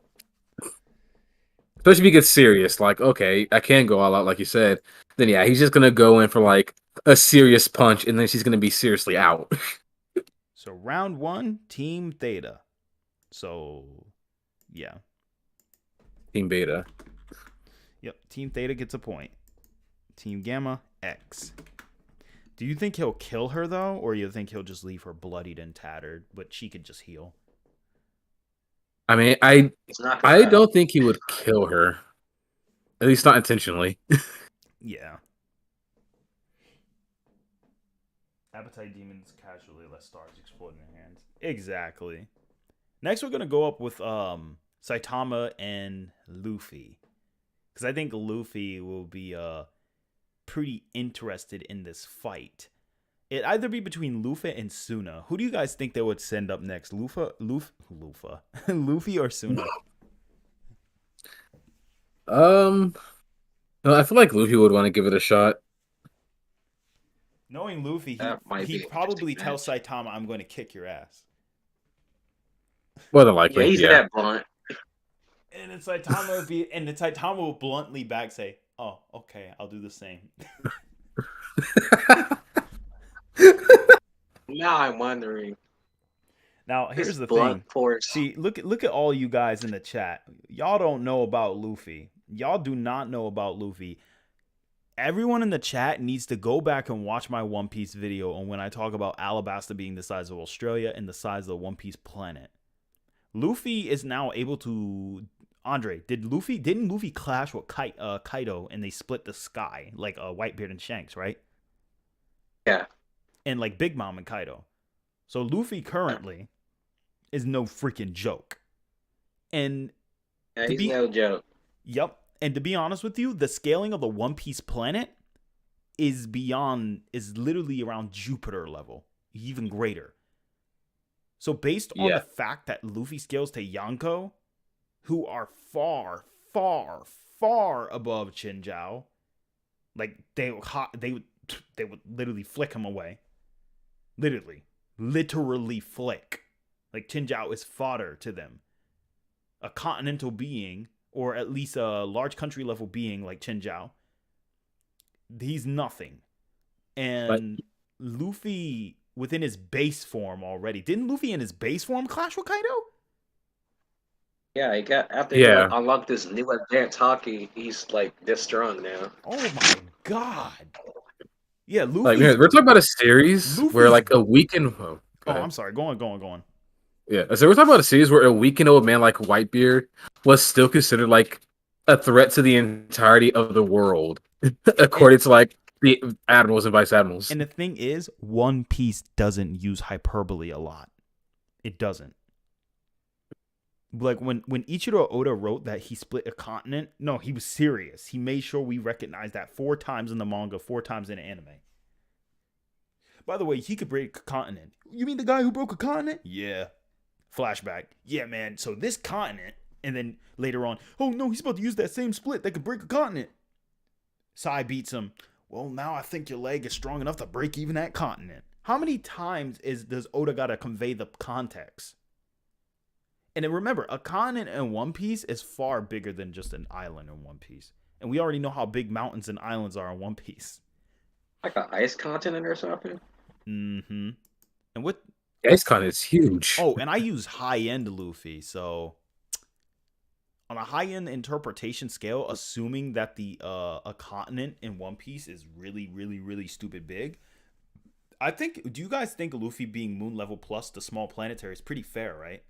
Or even more. It's fair, but if we're going for a high end though, and going off the size of One Piece's like Earth, because kind of like that, being like Jupiter level, I mean, he'd be borderline like almost large planet if we go high end. That's true, because now he's literally at a Yonko's level. He's a Yonko pretty much now. So depending on how you want to interpret, and the thing about Luffy though, even though Luffy doesn't hit as hard, like here's the thing, Luffy's base punches. Luffy will notice that he's strong. I can feel it. He would use his haki, his advanced haki. Let's be honest, guys. Saitama's not touching Luffy. That's Future Sight though. That's kind of Yeah. hard. Saitama can't touch Luffy because Future Sight, and Saitama's not faster than Luffy. Because Luffy base Zoro, while injured, is already proven to be 101% the speed of light. So 1% faster than light speed is Zoro while injured. Pre time skip. So imagine post time skip Luffy. I've already done the multiplier. I think Gear second is at least 10 times base based on the scaling of Blue Eno. And it's also 10 times speed because speed is what gives him power. Gear 4, because Gear 3rd is all about power, but Gear 4 is about speed and power. And Luffy, and they say he amplified his rubber elasticity by several fold. So at least 4 times above Gear 2nd and Gear 3rd, whatever those are. So like basically a 40 times multiplier for Gear 4. And if I recall, isn't Snake Man even like a more speed up version? Yeah, to the point where Katakuri had a hard time actually reacting to those speeds. And he can see 5 seconds in the future. And Katakuri can see 5 seconds in the future, and Katakuri is already faster than light. So, based on that, it's definitely more than at least double the speed. So Luffy's... And keep in mind that Luffy's far faster than Zoro in base. So if Zoro can dodge that while injured, base Luffy can dodge the Pacifista's light beams. So that literally, by that scaling, Luffy's at least double the speed of light pre-time skip without Gear 2nd. You stack on Gear 2nd, he's like 20 times light speed. And then you factor in the time skip, base Luffy is way stronger than his Gear 2nd self. At least 5-fold. And I don't want to calc stack, but that's like, what, 100 times speed of light? Somewhere around there, yeah. And then you possibly even higher. Yeah, and then you keep going more. It's like Luffy basically would cap off around 600 times the speed of light. As of current, at least for combat speed. And so, like, Saitama wouldn't catch him. Even if Saitama had higher durability, it wouldn't matter because Luffy can ignore durability. Yo, Zay, thank you for keep reminding me of that. I keep forgetting that. Yeah, because Luffy can hit internally. Oh, wait, he can? Yeah, he kind of negates this new hockey. He can like attack you from the inside out. Yeah. I did not know about that. Mm-hmm. And another thing about Luffy right now is that he's so damn powerful. Like, man. Another thing is that one thing Luffy has over Boros is that one punch from Luffy is the strength of like a multi-continental destruction. Boros was hitting Saitama with like a lot of power. Like, I'm talking like Boros would probably hit Saitama with country level power or something, but it's hard to really tell because One Punch Man is very visual. So it's really hard to get any context on its scaling. But like we could all agree that Boros is not punching with multi-continental punches every single punch. Whereas Luffy actually can do that. So Saitama gets hit with thousands of punches. No, hundreds of millions of punches within a very short time span. He's going to feel it. Like, would Saitama's regular punches even affect like Luffy's Devil Fruit? No. Oh, yeah. Probably not. Oh, shoot. Yeah, Luffy's a perfect matchup for Saitama. In this case, it's just like a repeat of death battles like Popeye versus like Saitama thing where Saitama punches him and he just stretches out like rubber. Like they did that whole rubber band animation thing and then comes back and punches him. Exactly. I think Luffy takes this round. I think I'm pretty confident. Luffy's rubber. Luffy takes this round. I'm very confident Luffy takes this round. Cause like the heck, I don't see Saitama trapping. He has too many advantages over Saitama. Until we see more from Saitama, there's nothing else anything they can do. So yeah, no, Saitama's just in this round. one. But I think, do you guys think? I think it would be mid difficulty or high mid. Because Saitama's still no joke, but like Luffy's just so much faster that he'll handle him. I would say mid difficulty. I think at that point, Omni-Man will probably go in. But I think he would be interrupted from Naruto. Because Naruto would say, this guy's rubber and he has a very special power. I think I can handle this type of power. What do you guys think? Yeah, got the Rasen Shuriken with that weakness to like knives and stuff. Yeah. Like Naruto's IQ would recognize that he needs to fight this battle and everyone else needs to stay out. Yeah, I agree. Honestly, like I don't And know with Rasen Shuriken, it would be a perfect kind of like counter to Luffy in this case because it also kind of negs durability because it can attack you at like what a cellular level or something like that, or more than that. I can't remember.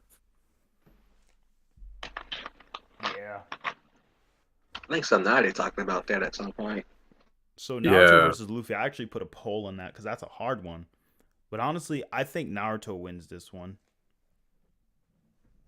Well, if you go with the fact that Naruto will have his KCM modes plus you said Baryon. Oh my gosh, Barion's That's, stupid. Yeah. and we saw what he did to Ishiki, who scales above Momoshiki and Around, Kaguya. That's gonna be a problem. I was like, it was like around 8. Huh? It was like around 8. Yeah, it would still be a high difficulty though. Here's why I'm like want to like go late because we don't have jacks around like right off the bat on 10.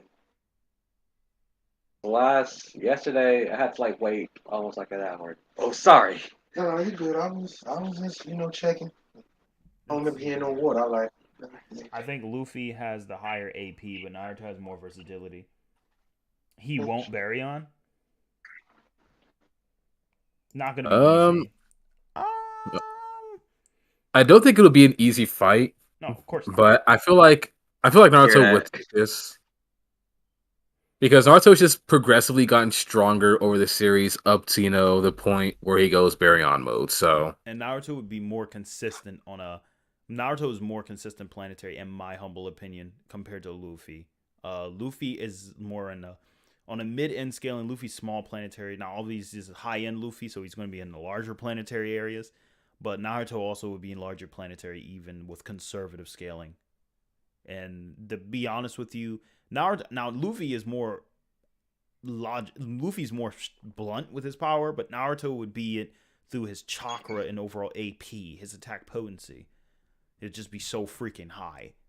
So I feel like Naruto would win this, but it'd be extremely high difficulty, and I think Naruto would pretty much almost knock out and say, I got to take a break. That guy was not easy. It's better amps, yeah. Yeah. Let's see, chat. Does chat agree? Does chat agree that Luffy would lose, but Naruto would pretty much not be able to continue to the next round? Yeah, it'll take him a minute to like regain his stamina and kind of like fully heal. Because his healing factor would definitely be prevalent during that fight. Yep. But it would be getting worn out though, because of how fast Luffy is, and how he can do his whole ricocheting like punch essentially that just gets faster and faster the more it keeps bouncing around. So. Yep. And scaling off some of the other feats in Naruto, like Haku's light speed and other things, like I honestly feel like Naruto and Luffy's speed will be very, very close to even. So I'm not even factoring in speed. I feel like just overall in the versatile battle, Luffy would be more tricked up. But Luffy's precognition would definitely help him out. But Naruto has fought people with precognition better or equal to Luffy's. So. Yeah, I mean, think about it. The Otsutsuki members have access to things like, Renegans and Sharingans, which, give them foresight essentially to what attack's coming and can prepare them to, dodge and all that kinds of crap. So, yeah, he definitely has experience fighting someone who can see at least 5 seconds into the future. Yo, Jopo, I think observation hockey. So, Jopo, I think Sage Mode has an advantage because there will be attacks that Luffy can't react to just because of the way they behave due to Sage Mode's prevalence. He'd be able to see, and Luffy's hockey is still developing. So again, Oh. But despite the durability negation, Naruto also has durability negation. So Naruto doesn't have to worry. Okay, so King Games all day was like, imagine 1,000 clones using Kurama's chakra. That would be a moderate moment. It's like, should my clones use Susanoo too? I mean, it's going to be a fun battle. I mean, Naruto will use like multi-shadow clone, and Luffy will take him out with a jet Gatling. It's like it'll be a really intense battle. But you gotta remember though, like Naruto's clones are a lot stronger now compared to what they were when he first got them, to where they can now take more hits. That's So Sasuke fight. yo, chat. If you think that Naruto wins, but Luffy is going to be high difficulty to the point where he can't continue on to the next round, type a 1 in the chat. If you think Luffy wins, type a 2. If you think Naruto wins no difficulty, type a 3. But yeah, I think in my opinion, I think it's going to be high difficulty enough to the point Naruto's not going to be able to go to round. He's not going to be able to go to the next round. I think that's a fair assessment, honestly. He's going to be too injured. Naruto's going to be like, nah, this is way too hard. Naruto will win, but it'll be so hard, he'll just be like, he was strong. And now we go to the next match where Luffy had lost. Tsunayoshi is going to go up. Yusuke is going to be itching to fight. Toriko's going to be itching, but I feel like Suna's going to step in, and then Omni-Man will step in. And honestly, this is an interesting battle. Because here's the thing that people don't realize about Tsunayoshi is that Tsunayoshi isn't a planet buster, but he has planetary manipulation or gravity manipulation on the point where he was able to escape a black hole. It's like Gravitron. Yep. Oh God. It was funny. Versus Battle Weekend, I think they put him at city block level or something like that. Kind of hilarious. Okay. I feel like at this point, any character who shows legitimate feats that reach anything but planetary universal, we all already know versus battle is gonna knock him down to like city block level or small city or something like that. Yeah. So here you go. Like they did Chronica. Exactly. Oh my gosh, that's the worst one. So it says, when a star is crushed by its own gravity, was born a black hole. Now, the thing is, Suna actually did escape the black hole. It was hard, but he did. And he has the gravity manipulation to deal with things that have the weight or density and the gravitational pull of a star. And given that a star can rip apart a planet over time, I'm pretty, or within the Roche limit of a star, it'll rip apart a planet really quickly. I'm pretty sure that puts Suna with the a high level of hacks that will give him an advantage. So here's the thing. I'll talk a bit on Omni-Man and also let Andre kind of do so as well, because I believe you know a lot about Omni-Man as well, Andre. So Omni-Man, he's interesting because what he has, Omni-Man is a Saiyan. I'm just gonna put it like that. He has smart atoms where, or what super smart atoms, yeah, smart atoms where as he takes damage, he kind of gets Zenkais, similar to Yusuke and Goku.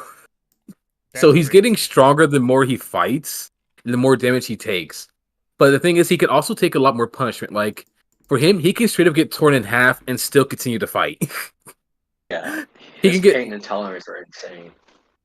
So, like, it took him losing to, like, the strongest Viltrumite in existence, who is able to, deal with, like, star levels of energy to actually put him down, essentially. So, Omni-Man is insane. Now, people will bring up the fact that, it took him and two others to destroy, like, Viltrum, his home planet. But what they don't realize is that, for one, he was extremely weakened during that time period. Like, they just got finished fighting one war against some more Viltrumites, in which even the fodder Viltrumites are considered, I believe, life vipers. So, he just fought a whole army of them and was completely fatigued. And him, his son, and Star Racer, Speed Racer, I forgot what his name was, went through, they blitzed through a planet and blew it apart. They didn't completely atomize it or destroy it. But again, that was at a weakened state. But the same racer guy that he fought, apparently his gun, I believe, has enough power to where it could destroy a planet if he fires it off once to destroying maybe a star. And Omni-Man took that kind of power and energy in a battle against him. So Omni-Man has some pretty interesting skilling. And there's also the fact that, in terms of speed, he traveled from our galaxy to a whole nother one, like the span of 6 days or to like a week, if I remember correctly. On like one breath of air. Oh, So damn. So I thought Omni Man was only 200 and something times the speed of light because they said something about Alpha Centauri. I was Centauri or some Omni-Man, other like, like I can't remember. But fought like Thrag like a few times too. Yeah, oh, First, he couldn't even like physically hurt him. He just break his hand by the time he just punches Thrag. And then later on, he can like actually physically hurt him. that's interesting. yeah. And Thrag was the strongest like Viltrumite there was in existence until finally he got defeated. But you know, yeah. And that's me again doing smart atoms. Again, it's the same thing as like Zenkai's for Saiyans and just battle lust for Yusuke. Right. Okay, interesting. I'm gonna end this poll, and I want to say that's really crazy levels of feats and power. The only thing I can say about Suna is I know he fought a being who moved at the speed of light through teleportation, and I know like that was like end game. But another thing that's really weird is like a black hole, even light cannot escape its absolute gravity, which is something weird because Yeah. Suna did as well. So it's really weird because Suna actually managed to get out of it, and he's dealt with multiple star level gravitational pulls. So I think the biggest advantage, as you can see from this scan, that sphere has as much gravity as a star. So depending on what he had to do, like if you guys see up in here, it seems like it's going to be a close battle because but the thing is about Omni Man is I don't think star level gravity is something he can't handle.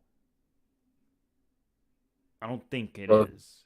But it's hard to say. How fast do you think Suna's real speed would be if he can escape a black hole?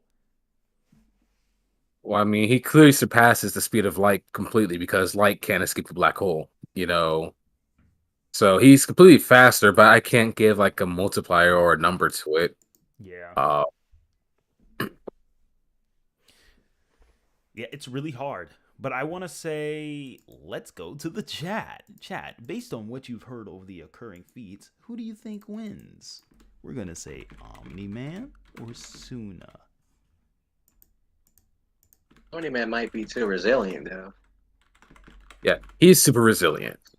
So Yeah, that's true. The best thing that Suna has is one of his X burners, not X burner, the petrifying flames of his dying will flame, which he could yeah, I mean, Suna.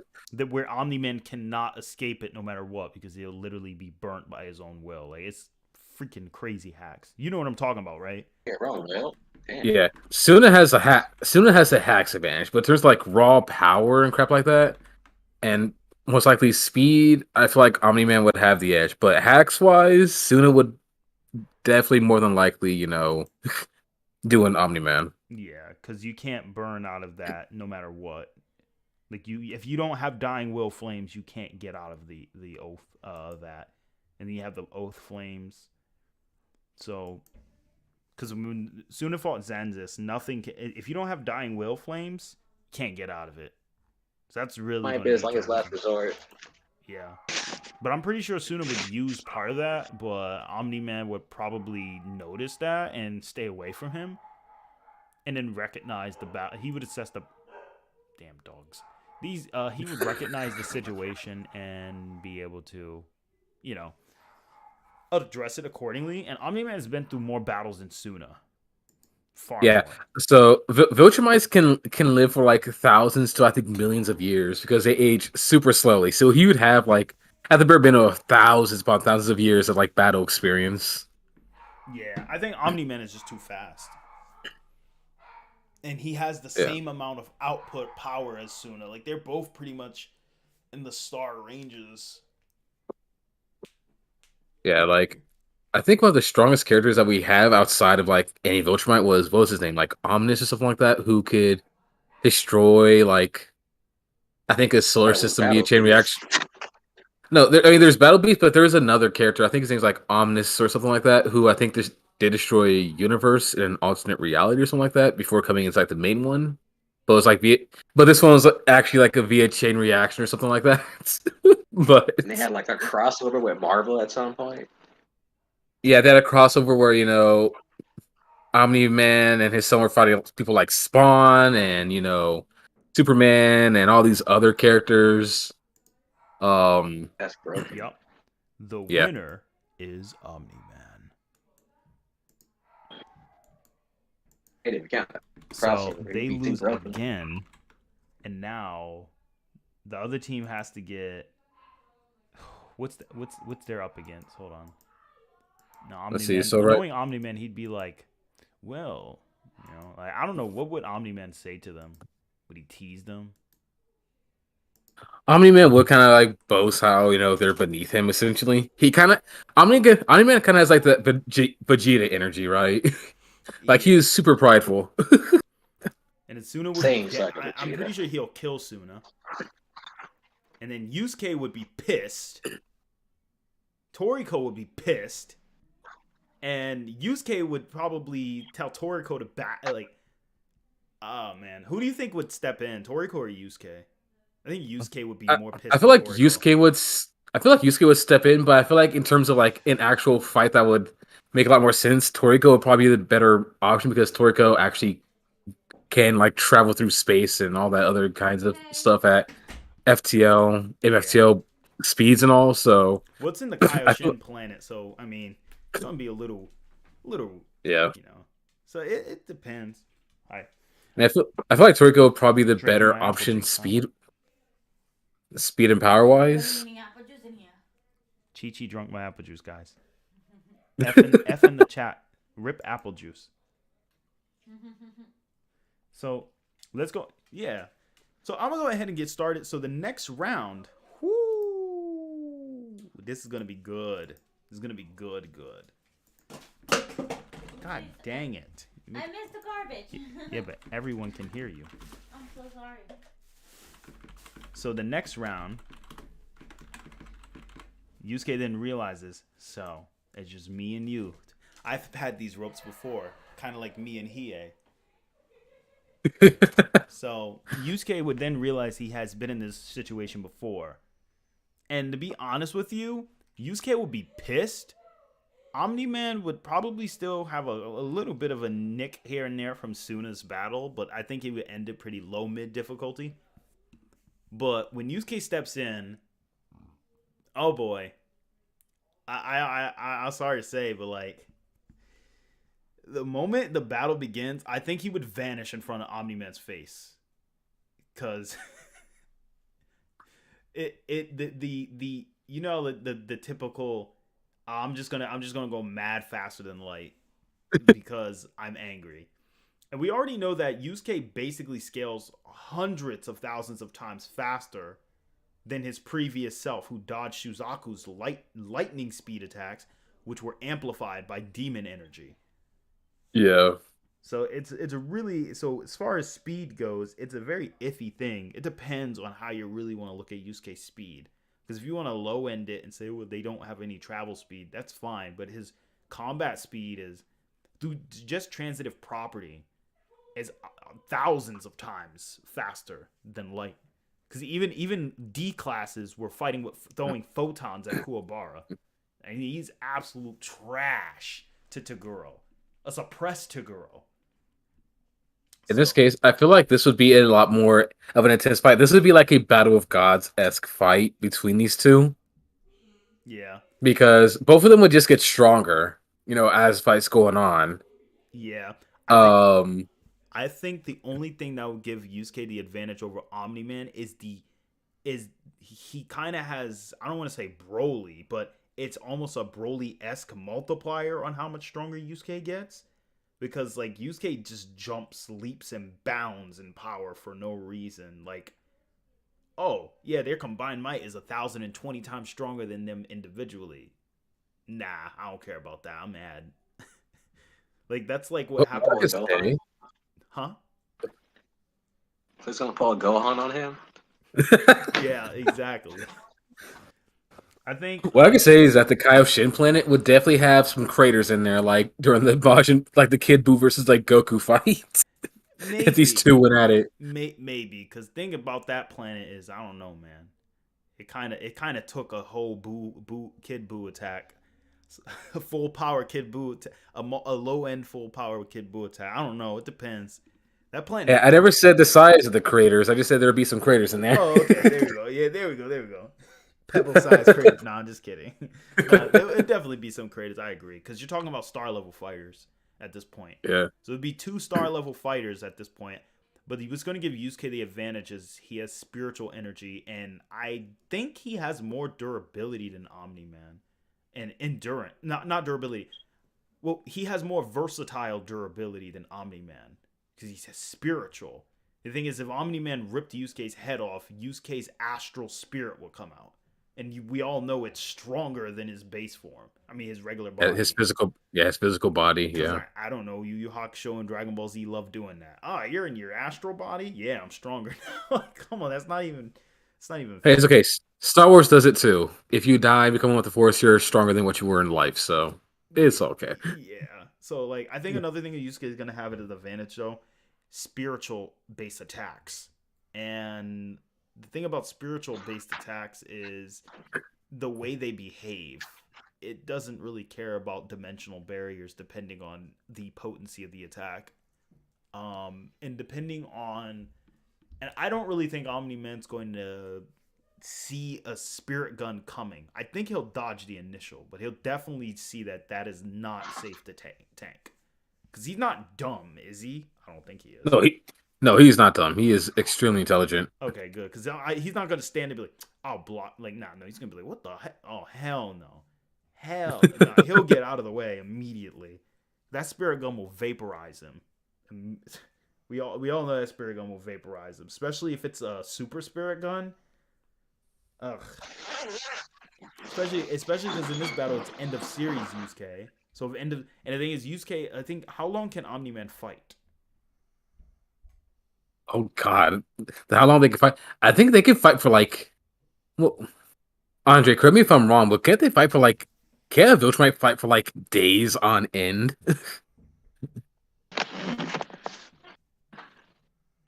I think so. I'm just like recalling the fight between Mark and this old Virtumite. Yeah, because I think they can fight for choking him to death the whole time. Yeah, they can fight for like days on end, if I remember correctly. Yeah. Because like when they all slaughtered each other, they're all slaughtering each other like on their own planet for like whole days to I think a week, just nonstop fighting. Yeah. And was considered like one of the strongest ones, so that should be able to apply to him. So he could fight for a long while. Yeah, Yusuke could fight for 60 hours at max power and get stronger until he plateaus. But that was Yusuke fighting someone stronger than him, so I don't know how it would turn out if they were equal. It'll definitely be interesting. Yeah, because I believe Yusuke would be stronger than Omni-Man initially, even with conservative scaling. I think Yusuke would be stronger than Omni-Man, and I think that Yusuke would also be stronger due to his emotional boost. So I feel based on the fight Omni-Man had with Suna, depending on what Suna landed on him, Yusuke could take this battle with a mid-high difficulty, or it would generally be a high difficulty. But the thing about Yusuke is, even if it is a high difficulty battle, his healing factor is really ridiculous. I don't know if you guys ever read it in the manga. If you've seen what happened when Yomi tortured him, Sensui tortured him, Yusuke got back up, slapped Koenma in the face, and then grabbed the pacifier and said, nah, let's fight back. Yusuke was pretty much at full power. Yeah. So he has like Goku level recovery sometimes. Not as good. Goku's just stupid. Oh, give me 60 seconds. I'll be at full power. Like, what? That's cheating.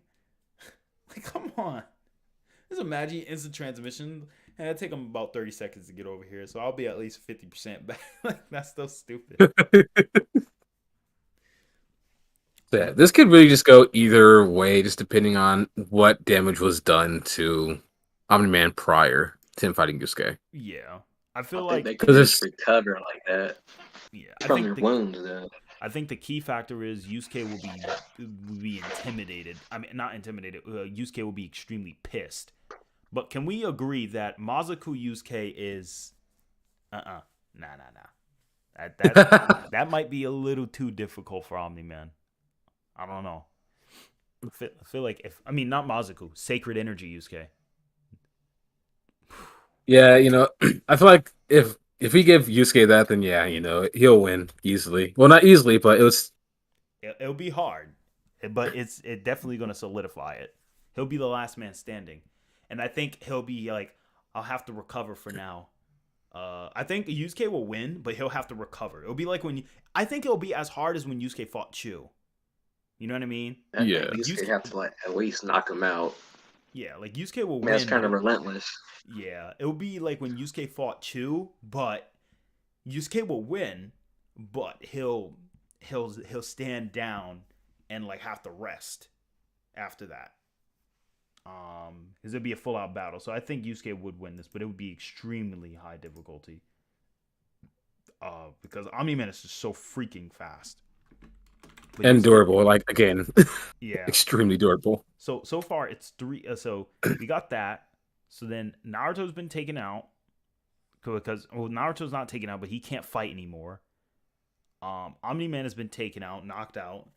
Ichigo would now be up. Saitama, wasn't he taken out? Yeah, he was taken out earlier. Yeah, it was taken out by Luffy. And now it will be between Meliodas and Toriko. Meliodas and Toriko or Ichigo and Toriko. And who do you think will honestly fight Toriko? I think Ichigo would step in. Probably Ichigo, yeah. And I'm gonna. All right, chat. Let's piss off. This is not what you were expecting for a battle. Toriko is pissed off that Suna died.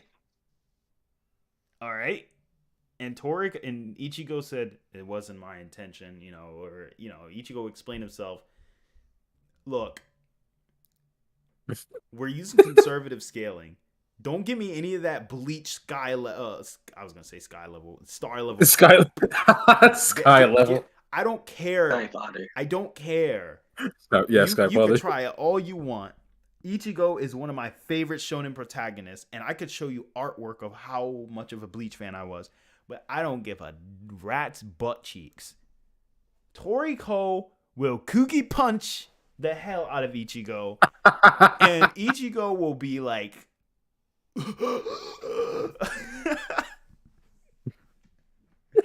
I'm sorry, Toriko is on a completely different level. That's why I was thinking about it when I put this. I'm like, is Toriko too much? He low-key is too much. Saga tier, to be honest. Yeah. Hold up. Ichigo has Soul Crush, but you can't use spiritual attacks against Toriko because he already knows about that. It's like, Soul Crush. It's just not fair. You can't crush his soul. His soul is hungry. He has an Omni. I'm pretty sure Toriko takes this cake. I don't know. What do you guys think? Unless you can make Toriko burn all of his calories and all to weaken him, essentially. He'll eat Ichigo. No, I'm playing. That's Midora, but he'll eat Getsuga Tensho for all we know. Yeah. Jopo, Toriko can resist spiritual manipulation. He can. He even has probability aspects. Toriko even has probability aspects, which is really freaking stupid, but he does. His weakest appetite demon is sit back and let his demon eat. Toriko can eat souls. Thank you, Zay. I forgot he could do that, yeah. Because I remember Jotaro was really good at Toriko scaling. He's gonna eat Ichigo's hollow? Yeah, he can. He actually can. He has an appetite demon in him. The thing about Toriko is that, oh my gosh, Toriko is stupid. Yes. Wait, he is kind of stupid too, but no, you know what I mean. Kugi Banji. But Toriko and I can't remember what kind of hacks does Ichigo even have. Ichigo got a lot of freaking hacks. Ichigo's no joke. Ichigo's way faster than light speed. But the thing is, there's a scan that puts Toriko also at massively faster than light. So yeah, Toriko's also millions of times light speed, just like Ichigo can arguably be as well, depending on how you use the scales. Yeah. Thing is, like, I am not that familiar with like Ichigo, at least scaling wise. So Check this feat out. There's not even a full power feat, by the way. Roz, check this out. It's around the globe. What the? This is a star-sized planet. Whoa! This is a star-sized planet. Wow. Wait, I mean, didn't they have a demon that was going to devour the entirety of the universe in Toriko? Yes. So Yeah. Yep. Mm-hmm. Toriko, and remember, we're talking about EOS Toriko. You remember the EOS Toriko? What he was gonna fight? He's trying to square Wait, up. He was those trying to square up snakes. with a multi-planet sized snake. yeah. You're gonna eat stars? I think his appetite demon can. I don't remember. Zay might know in the chat. Zay, do you know if Toriko can eat stars? Neo ate the blue space, which has countless stars and I galaxies. was That gonna is true. square up with Oh yeah, some that's right. Yeah. demon that's gonna eat stars. Yeah, the Toriko planet constantly expands. That's why I say it was star size. Food luck. Final Mugetsu to do anything. The only thing, Ichigo would definitely give Toriko a decent run, but I think it would be mid difficulty. But I don't think Ichigo would win. I don't think Toriko would be too pissed about Suna's death to let him win. So there's that. So there's a lot of factors to consider in this equation. Don't get me wrong, Ichigo's really strong, but like on-screen feats, no. Yeah. No. Well, I'm not gonna say anything for Bleacho and for Ichigo. I was about to say Bleachigo, but not Ichigo. I'm not gonna say anything for him because in the end, I don't know enough about him, so I don't want to either come off as downplaying him or, highballing him in any way because my knowledge on him is extremely limited. So Yeah. I'll tell you this, though. Toriko is stronger than Sunny. And do you know how strong Sunny's devil hair is? how strong was it?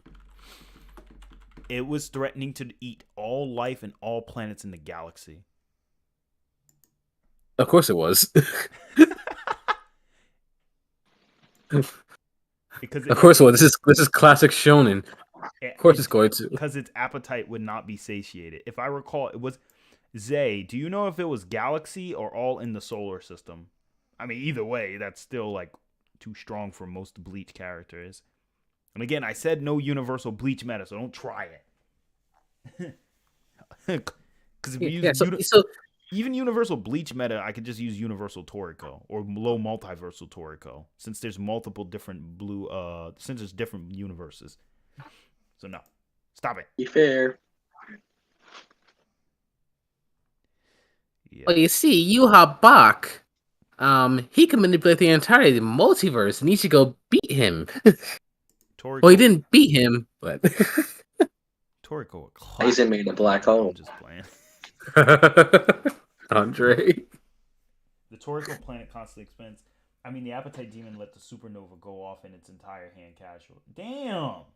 I don't know about Toriko, but from what has been said, and as a Bleach fan, it sounds like Ichigo's cheeks are getting...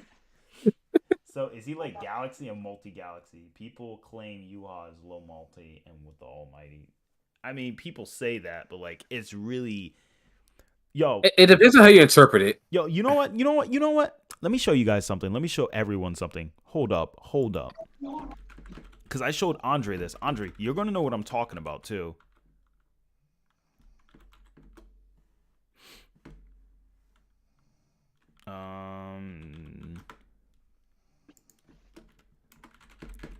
Let me show you guys something. If we're gonna use appetite, if we're gonna use Yuha's ability, right? Yeah. Let me go ahead and type this in. Let me go ahead and show you this. Let me go ahead and show you this, guys. I got something to show you. People want to play games with me. Dang, it's hard. Sound like a parent, aren't you? Oh yeah. If y'all want to use Ichigo, don't get me wrong, I love Bleach. But if you want to use Ichigo, if you want to sit there and use Ichigo and the Yuha scaling and all that silly stuff, let me give you this. I mean, I'm not gonna. Of course, I'm gonna take it out of context because that's what people are doing with Yuha's ability. But check this out. Let me show you this. You probably remember this a long time ago, Roz. But check this out. Check this out. Look at that scan. And before I put these scans on stream, look at that scan, and then look at that scan. And then let me see this. And then look at this scan. Yes, that scales to Suna. I didn't bring it up because I know it's not consistent with the scaling. But what if I did use those? You just tell me. Don't even tell the chat what you just read. What would happen to Omni-Man's cheeks if I had used that? That laugh is all you're getting out of it. Yo, chat, I'm going to show you. Here we go. Let's go ahead and read what Suna had to fight. And if you don't believe me, Suna versus Byakuran. Suna had to fight Byakuran. Let me go ahead and highball Katekyo Hitman Reborn. All right, Suna had to fight this guy. Let me go ahead and tell you what this guy's done. In other words, if you take down one, they're all destroyed. Only the solid being. Then, hold on. Although Byakuran has the knowledge to share his powers with himself across different parallel worlds, if you think about it, logically, it also means that all these worlds are interconnected, and there is only one solid being. So Suna fought an a-casual being, Only one solid being. In other words, if you take down all the others, they're all destroyed. If we defeat the Byakuran in this world, then the Byakuran in each parallel world will disappear as well. You will be able to return to a peaceful past completely free of fear. All right, let's go ahead and read the next scan to my lovely chat. I found them at an office of a real estate called Kirihara. How did he see it? Oh, wait, he could see them because he knows about all different parallel possibilities. How many parallel possibilities could he see? Let's look at this, chat. Let's look at this. In other words, there is only one of countless parallel worlds that Byakuran destroyed. Countless. So we're saying infinite here. So So let me get this straight, chat. If you agree, if we use multiversal Yuha, shouldn't we use multiversal Suna? Put one in the chat if you agree. If you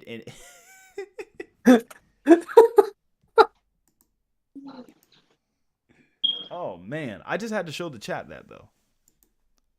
Hey, it's fair. It's completely fair. It's had to show y'all. No bias. Yeah, no bias here. We try to be as bias free as we possibly can. Yep. Unless we're joking. Yeah, I'm glad I showed everyone this. Because now they can actually see it for themselves. Like, yo, hold up. Are you telling me that Byakuran is literally multiverse plus? Or except one timeline he decided not to destroy. Yeah, he's multiverse plus minus, I guess. So my whole thing is that I'm just saying, like, it doesn't really add up. So yeah. And yes, he can erase your... By the way, Suna has fought beings who can erase his soul. So it would be really difficult. I mean, Omni-Man still wins on a conservative scale. But if we were to use something like this, that's why I say we gotta look at the context. Using infinite universal Suna is the same thing as using Ichigo universal. So logically, Toriko wins.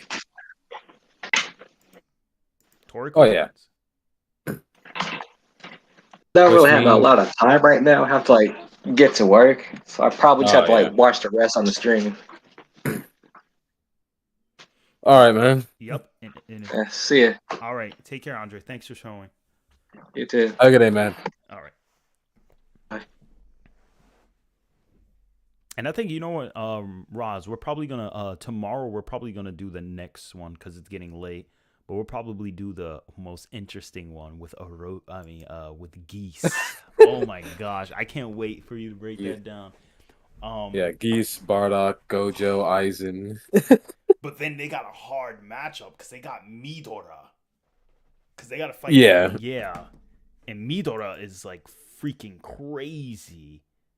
But anyway, I think that it's safe to say Toriko wins that round. And as for the tiebreaker, who do you think wins the tiebreaker? Let's see. Who do we have? Who do you have left on each team? We have The last Yusuke. We it's have Meliodas versus Toriko. Honestly, that's just Rico. I think Meliodas is star level plus, large star level plus, in my opinion. I've seen some good meta about Meliodas, and I honestly think Meliodas is really, really powerful.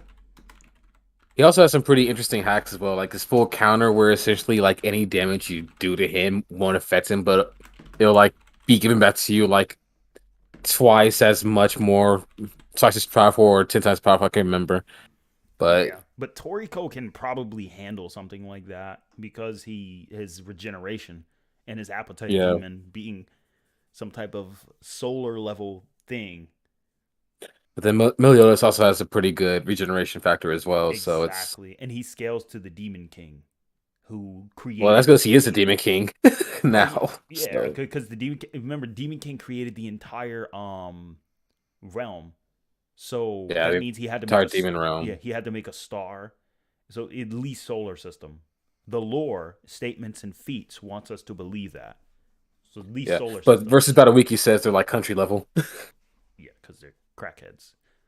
Toriko, I honestly think Toriko also scales the solar system because he was going to fight a solar system sized snake, and he wanted to eat planets. So yeah, I'm pretty certain that Toriko can definitely deal with that level of power. The question is who will win in the long run? Because Toriko, yo, Roz, Toriko needed to catch up on sleep, right? Oh my gosh. So Toriko needed to catch up on sleep. Do you know what this dude did? I'm gonna say he ate like a whole star and just re-energized it like an energy drink. No. Toriko, I'll let you read it. I have the scan. Go ahead and read it. You read it out loud to the stream too. I'll put it up here too. If you want to know about Toriko's durability. Thought Yusuke was crazy. Yeah, I see. Okay. That was a good rest. I managed to catch up on an hour of sleep. I should be able to move for another 2 weeks without sleep. Hang on. Keep in mind, this is time skip Toriko in the beginning of the series. Where he's still fodder to the other gourmet world. An hour of sleep can let him go for 2 weeks. God. And keep in mind, he cut an island-sized tree by gently moving his hand in the air. Like, the thing is, it sounds like I'm exaggerating. No. And if you read the comic, it looks like he just, like, waves his hand. Like, not even violently. He just kind of... And then the whole section tree just cuts off. Oh, my God. With enough food for, like, the entire population of like, the U.S., Brazil. Because, again, the regular human world is based on our world. So, literally. He gently moves his hand, and then, like, you know how, like, I'm not going to spoil it, but you know how, like, let me say, you know how when I'm just going to say this, you know when you're holding up the orange flags for certain drivers? You know what I'm talking about, right? I'm not going to say. I got you. Yup. That's how gently he waved his hand, it looked like. Oh, my God. has, but the thing is, Meliodas could probably do something similar though. Not gonna lie, because Meliodas, his presence shook an entire continent. He's standing there, it's like an entire storms and turbulences and tsunamis were caused all over. So this would be a really good battle. But yeah, like Meliodas playing with you is just is a major threat to anyone's life. So like I don't know. That'll be interesting.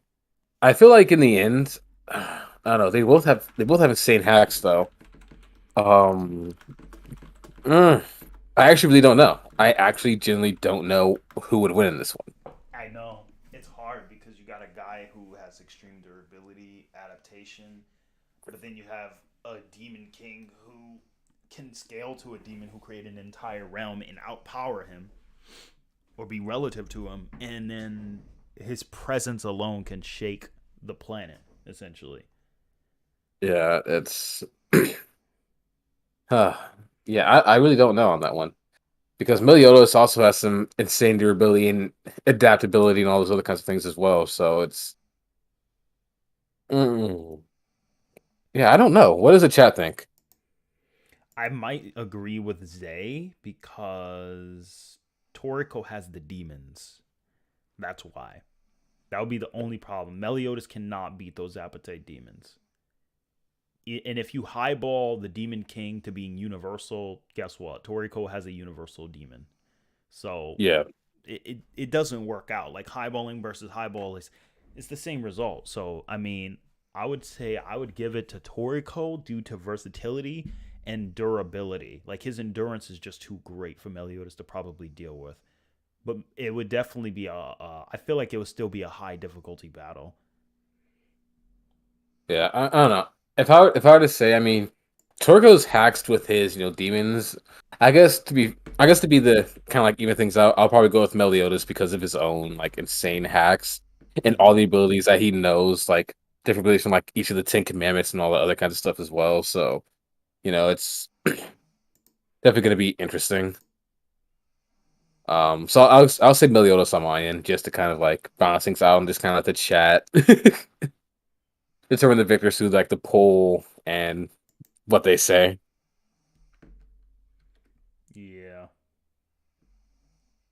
And the thing is, he has something called a Kugi Punch, though.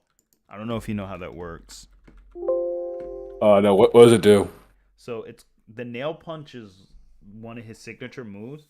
Here's the thing: is that when he does the nail punch, say if he does like Ju Hachigo Kuki Punch, 18 nail punch, basically, right? If he hits you Yeah. with that, the first punch is going to hit you with his level of power. Then the second punch hits you again, times 2. The third punch hits you times 3. The fourth punch hits you times 4. Imagine if Goku punched you, but each punch multiplies by the Kaioken. So imagine Goku said Kaioken times 20 and punched you in the gut. And then those punches perpetually repeat themselves, but they get stronger as it goes on. So you got hit with my punch. Now you get hit by my punch times 2, then times 3, then times 4, all the way up until whatever number. And Toriko has done something called a 50 Kugi punch before. I don't know what the max was again. I forgot. But maybe Zay does. Zay, do you remember his highest Kugi punch? Or his highest Huh. nail punch? The infinite Kugi punch. You just said the infinite Kugi punch. So yeah, I was just thinking. So Dark Snyder's infinite punch. Oh, yeah. Yeah. Because that was with the red demon, right? Let's see. Yeah. Because I know it's called. He definitely says Mugen Kugi Punch then. And. Oh, yeah, Sunny King. We're at least scaling Meliodas to at least like star level, Yeah. like Or low at the soul. least. Yeah. Almost solar level, though.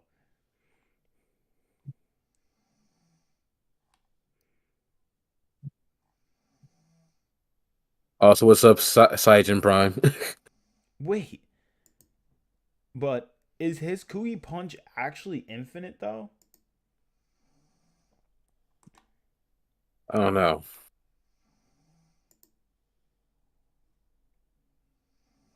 Is Infinite Cookie Punch infinite, or is it Because if that's not? the case, he's universal. Eventually, by the time it gets to Cookie Punch 100 octodecillion, it's gonna be a galaxy. It's gonna be like multi-galaxy. Meliodas is dead.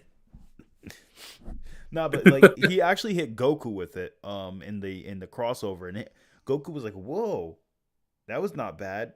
Boom, boom, boom, boom, boom, boom, boom, boom, boom, boom, boom, boom, and it kept hitting Goku and multiplying, and Goku was actually getting damaged.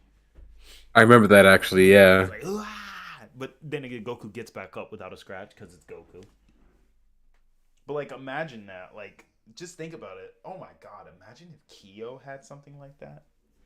Imagine Kyo and Toriko. Kyo with Kyo's power and flames, hacks mixed with Toriko's Oni, and they put Nah, we don't want to do that. That's GG for really anyone who steps up to him. Yeah, imagine that. Oh my gosh. But like, yeah, essentially, like, it would pretty much be like, all right, Meliodas, Toriko has, as you've seen from the scan, planetary punches or slaps. If he slaps you once, he's going to hit you with another planetary attack times 2, times 3, times 4, times 5, up to 50 times. I don't know.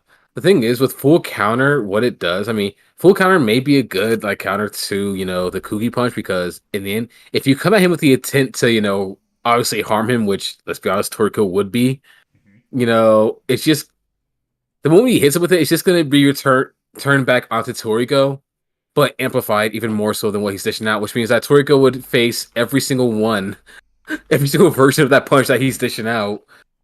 So Yeah. I don't know, it'd be interesting. Yeah, it would be. It almost feels like a draw. It either ends Yeah. like this. It either ends Toriko high difficulty or it ends in a draw. Because I don't think Toriko's infinite Cookie Punch can beat him because there's a way to neutralize it. Because the great Monkey King was it Bambina or whatever? The Monkey King neutralized the attack somehow. So I think Toriko can kind of do the same thing. And Toriko can handle space. Meliodas, I think he can, but it's not consistent. Yeah. Oh yeah. So Alex Robin asks, "Is it okay for Yusuke and Naruto to heal between rounds with donating power?" It is, but like at that point, if Yusuke and Naruto fight, it depends because to be honest with you, it's really all about like it's not like who dies first and loses all their team. It's really about who has the most rounds to win once everyone has fought. And since everyone has pretty much already fought, they can't go in for a rematch. So although like most characters would be like out of commission, Toriko would definitely win. More than like not definitely, but Toriko has a higher chance on winning. And those Onis. And I think it's only because, but then again, we don't really know we don't know what's going to happen with Meliodas' power when it gets more explanation. Yeah. I feel like I have to go through like the Seven Deadly Sins like manga again, especially like later on points, just to kind of get a feel or at least remember what Meliodas could really fully do. Yeah. But so Sonic King, so we kind of scale like Yusuke, especially in the series, like easily in the star ranges as well. Yeah. I mean, So one thing I do want to say, I mean, he's not teamed with the other 4 Heavenly Kings, but if he was, Roz, Toriko has a combination technique where they can stop regeneration. oh, of course. Can't be a shonen without that. Of course, why not? Still, Orochi solos this list though, but you get what I mean. Don't bring Orochi into this. That's not fair. So, chat, looking at this is going to be our next match. Probably going to be tomorrow or Friday, depending on how it's going. And this is going to be it. So I think overall we'll end that note on that and say Toriko takes the round because everyone voted for him to. And even though it would be very close, I think Toriko will win, but it will be like through knockout, and Meliodas would probably still be in commission, or he'd be still intact. Yeah. But yeah, overall, that was the result. It was a good fight, but I think that the other team, what team was that again? See, I'm already forgetting things. The other team would win, and overall, Goku solos. Just remember. Yeah, I think overall it'll be a really interesting battle. But again, it comes down to people really gotta sit down and think about what these characters have done. Toriko, in my opinion, and I'm sure you can agree, Roz, has the best on-screen feats as far as like actually showing you what the hell he can do. Yeah, out of everyone on the list, he does have the best on-screen feats. Yeah. Second, I think is Omni-Man and Yusuke. They have really good on-screen feats that tell you, yo, I can do this, and I've done it before. Exactly. Also, Zay said something interesting. I have a scan of Akaziya surviving a dimension where 1 second equals 1,000 years. Oh, Acacia, yeah, of course, Okay, so, of course, yeah. He spelled it like Acacia. yeah, I think it's, but it doesn't matter. I get exactly what you're talking about, bro. But overall, this is gonna be the battle tomorrow or the day after. Roz, are you possibly free? yeah, I'm gonna be free. I'm telling you, I'm gonna be on my computer pretty much for the rest of this week because you know what I'm working on. So Yeah. So chat, if you are excited for this next battle, type a 5 in the chat. No, in fact, don't even type a 5. Type a freak. I don't have any I don't have any perks yet. But eventually I'm gonna start making like emojis and stuff. Alright, so everyone in the chat, put a fire emoji if you can. If you're hype, put a fire emoji. I mean, it's easier to recognize. it's okay. I put an infinite emoji as mine. Perfect. Because what I'm we're gonna have infinitely is hyped. Gojo, Gojo, Bardock, Aizen. Whoo, that's gonna be solid. Geese Howard. Holy crap. And Boros. And don't sleep on Boros, because he's not a freaking joke. And then we have, last but not least, Escanor, Madara, Ryzen, Prime Ryzen. Oh my gosh. Shanks, and freaking Midora. This is going to be crazy. This is going to be really insane as a battle. Because Escanor is pretty much Meliodas with muscles, but a little bit weaker. A little bit, I don't know, is it a little bit or a lot of weaker? Because I don't remember how strong Melly got at the end with his Bajin. Okay, so the thing is, like, Escanor was above like a freshly awakened Demon King Meliodas when Meliodas first tapped into it after God knows how many years. Mm-hmm. And he's able to match him when he like went like full sun mode and got even more buff than what he was, like reaching like the 1 levels, I think it's called. Yeah, because Rael, right? Or Yeah. Mael. Yeah, Mael gave him a buff, right? I think it was before he got that buff from Mael. Damn. But So like so Escanor deserves to be on this list then, definitely.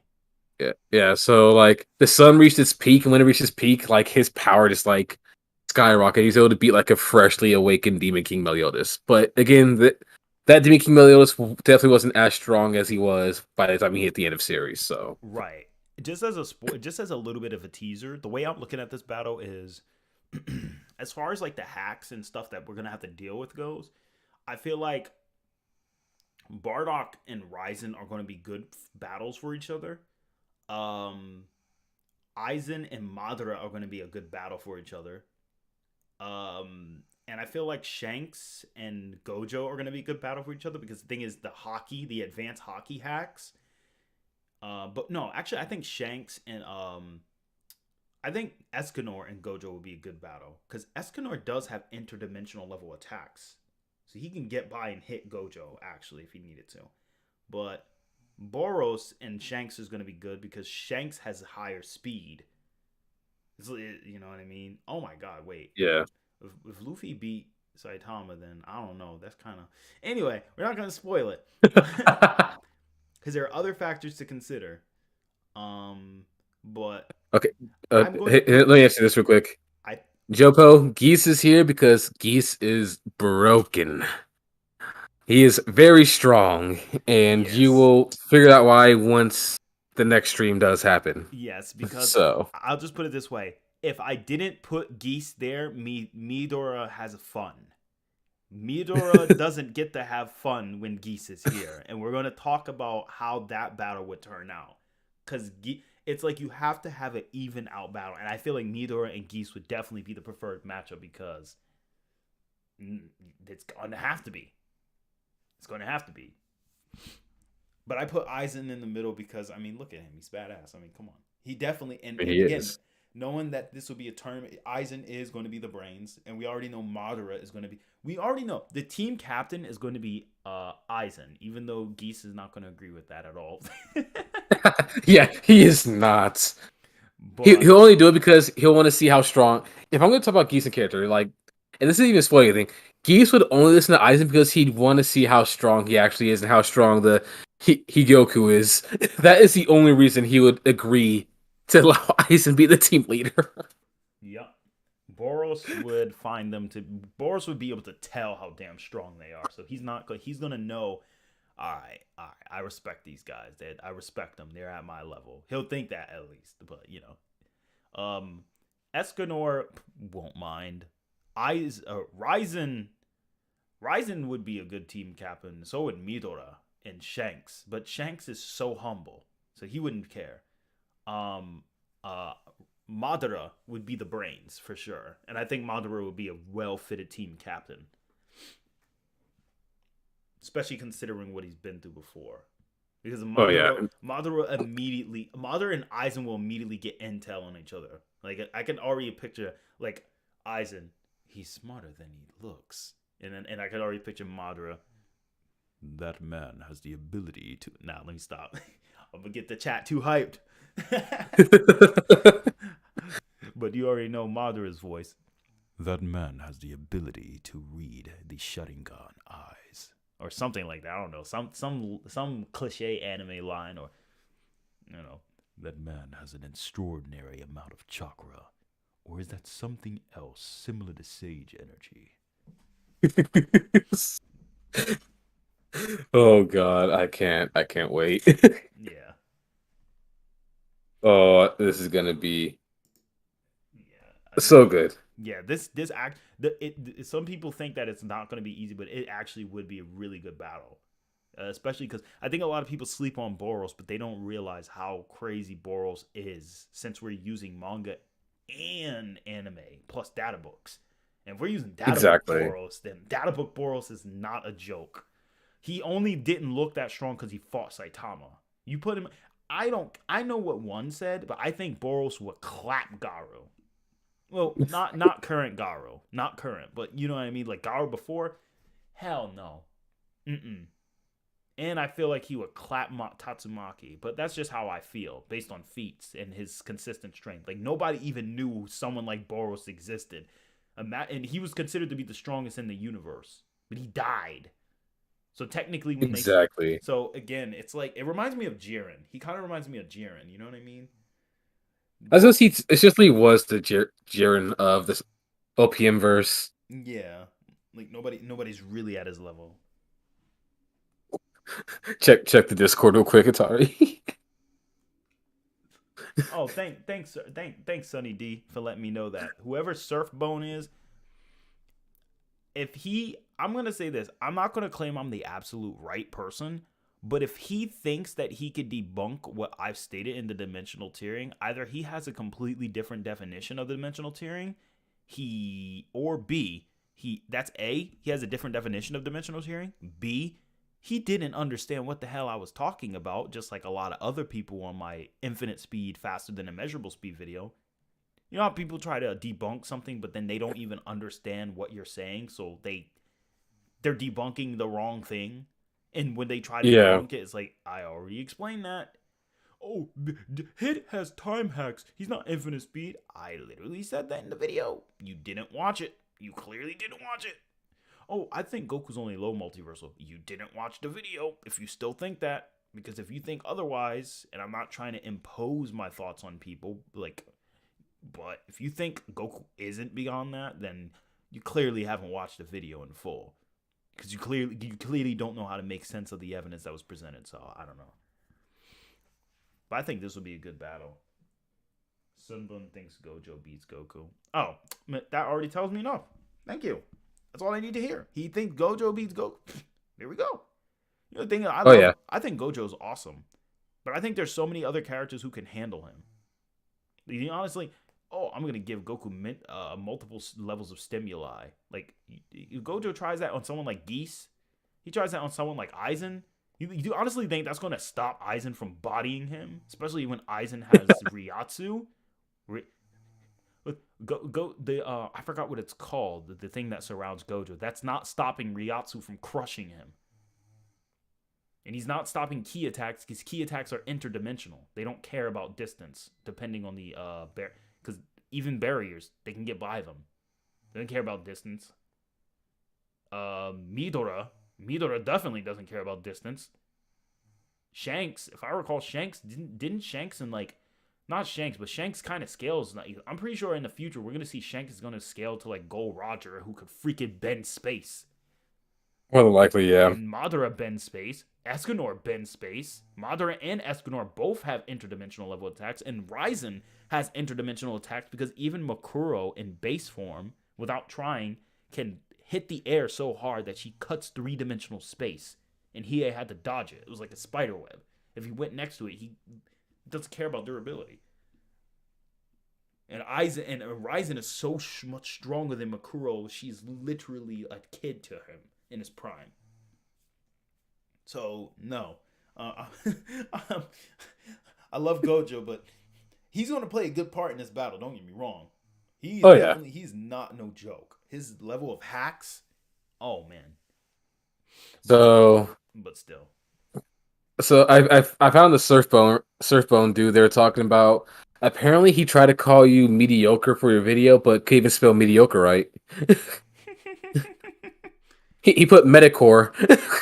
Shut your mouth, you mediocre clarinet player. Oh wait, shut your mouth, you mediocre power scaler. Mediocre. Yeah, but like, here, I'm just gonna send this to the chat. Here, there it is, right there. Let's see this. I'm gonna be streaming this soon, a reaction stream as well as shooting the SHIT. Oh. And then look, and then Metacore. Metacore? The freak is Bro, what is with people always trying to attack me? I did nothing. Bro, this reminds me of when people this reminds me of these Smash players who did the same thing. I'm not gonna bring up any names, but let's just say they think that beating me one time in like a certain date in a specific hour is like the best win ever. It's like, sure, the win counts, but like people change over time. So like, for example, let me ask you this. Ready? Watch this. Check this out. Remember in Dragon Ball where Roshi beat Goku? Imagine Roshi like, oh yeah, I beat Goku before. Yeah, I beat Goku. Yeah, I whooped his ass.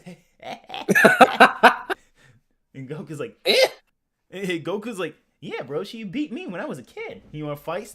Like, that's what it's like. It's like, imagine, like, one of the top 3 players in the world right now is Mars.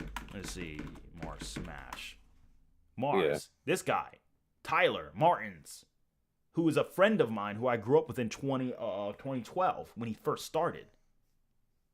So, let me tell you, I beat him in 2015. You see me going around saying, well, I beat Mars, so guess what? I'm top 3 in the world. Like, no. And I'm not trying to make fun of anyone who believes that. It's just, relax, guys. If you get a win, that's cool. If you want to talk about it, it's cool. You get validation. But just remember, don't let it get to your head. Oh, no.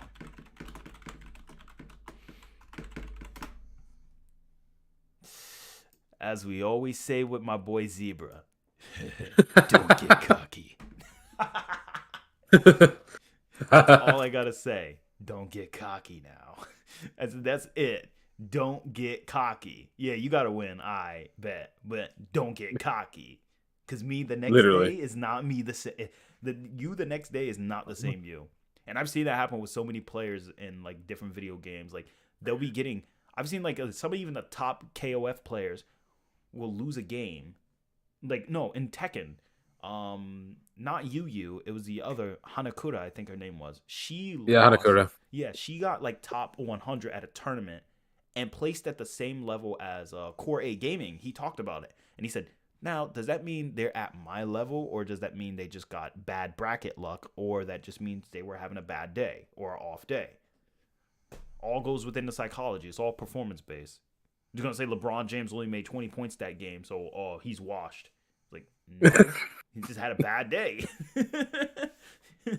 Listen, I can say with pride that back when I was in high school, right, I was best friends with someone who ranked like 63, I think, in my region, or at least in the States, for Mortal Kombat 9. Mm-hmm. He was a tournament player essentially, and I fought him. He kicked my butt. And I'm not afraid to admit that.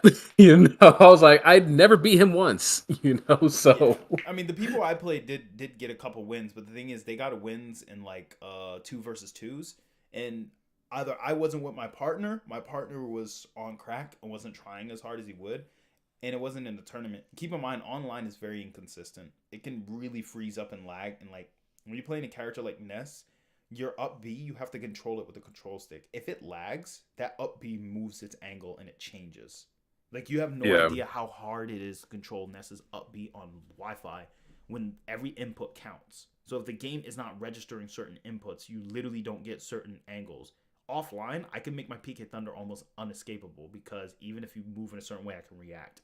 But online, it's very difficult, and I leave myself open almost all the time because it's hard to shape it in certain shapes.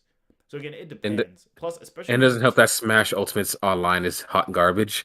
Yep, especially with the input delay. But anyway, guys, you guys get the point. We're here today to just tell you that the last point of the day is the winners of the last round. We all know who that was. That was a team. Well, you already know what team it was. Yeah. That was that team that won. And I look forward to seeing you guys tomorrow, where we'll talk a little bit more about the next team, which is going to be freaking crazy. So, yeah. And we're also going to probably talk again about why Goku solos, but we're going to talk about probably with a little bit more examples. Maybe. I mean, that thumbnail is amazing. I don't know who drew that picture, but props. Oh, yeah. All right. But anyway, thank you guys so much for watching. This is ATARi HMB, and I'm signing off. And this is Roswell Munchausen. Yes. Peace out, guys. Love y'all. All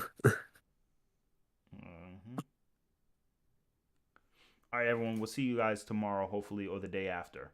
Peace.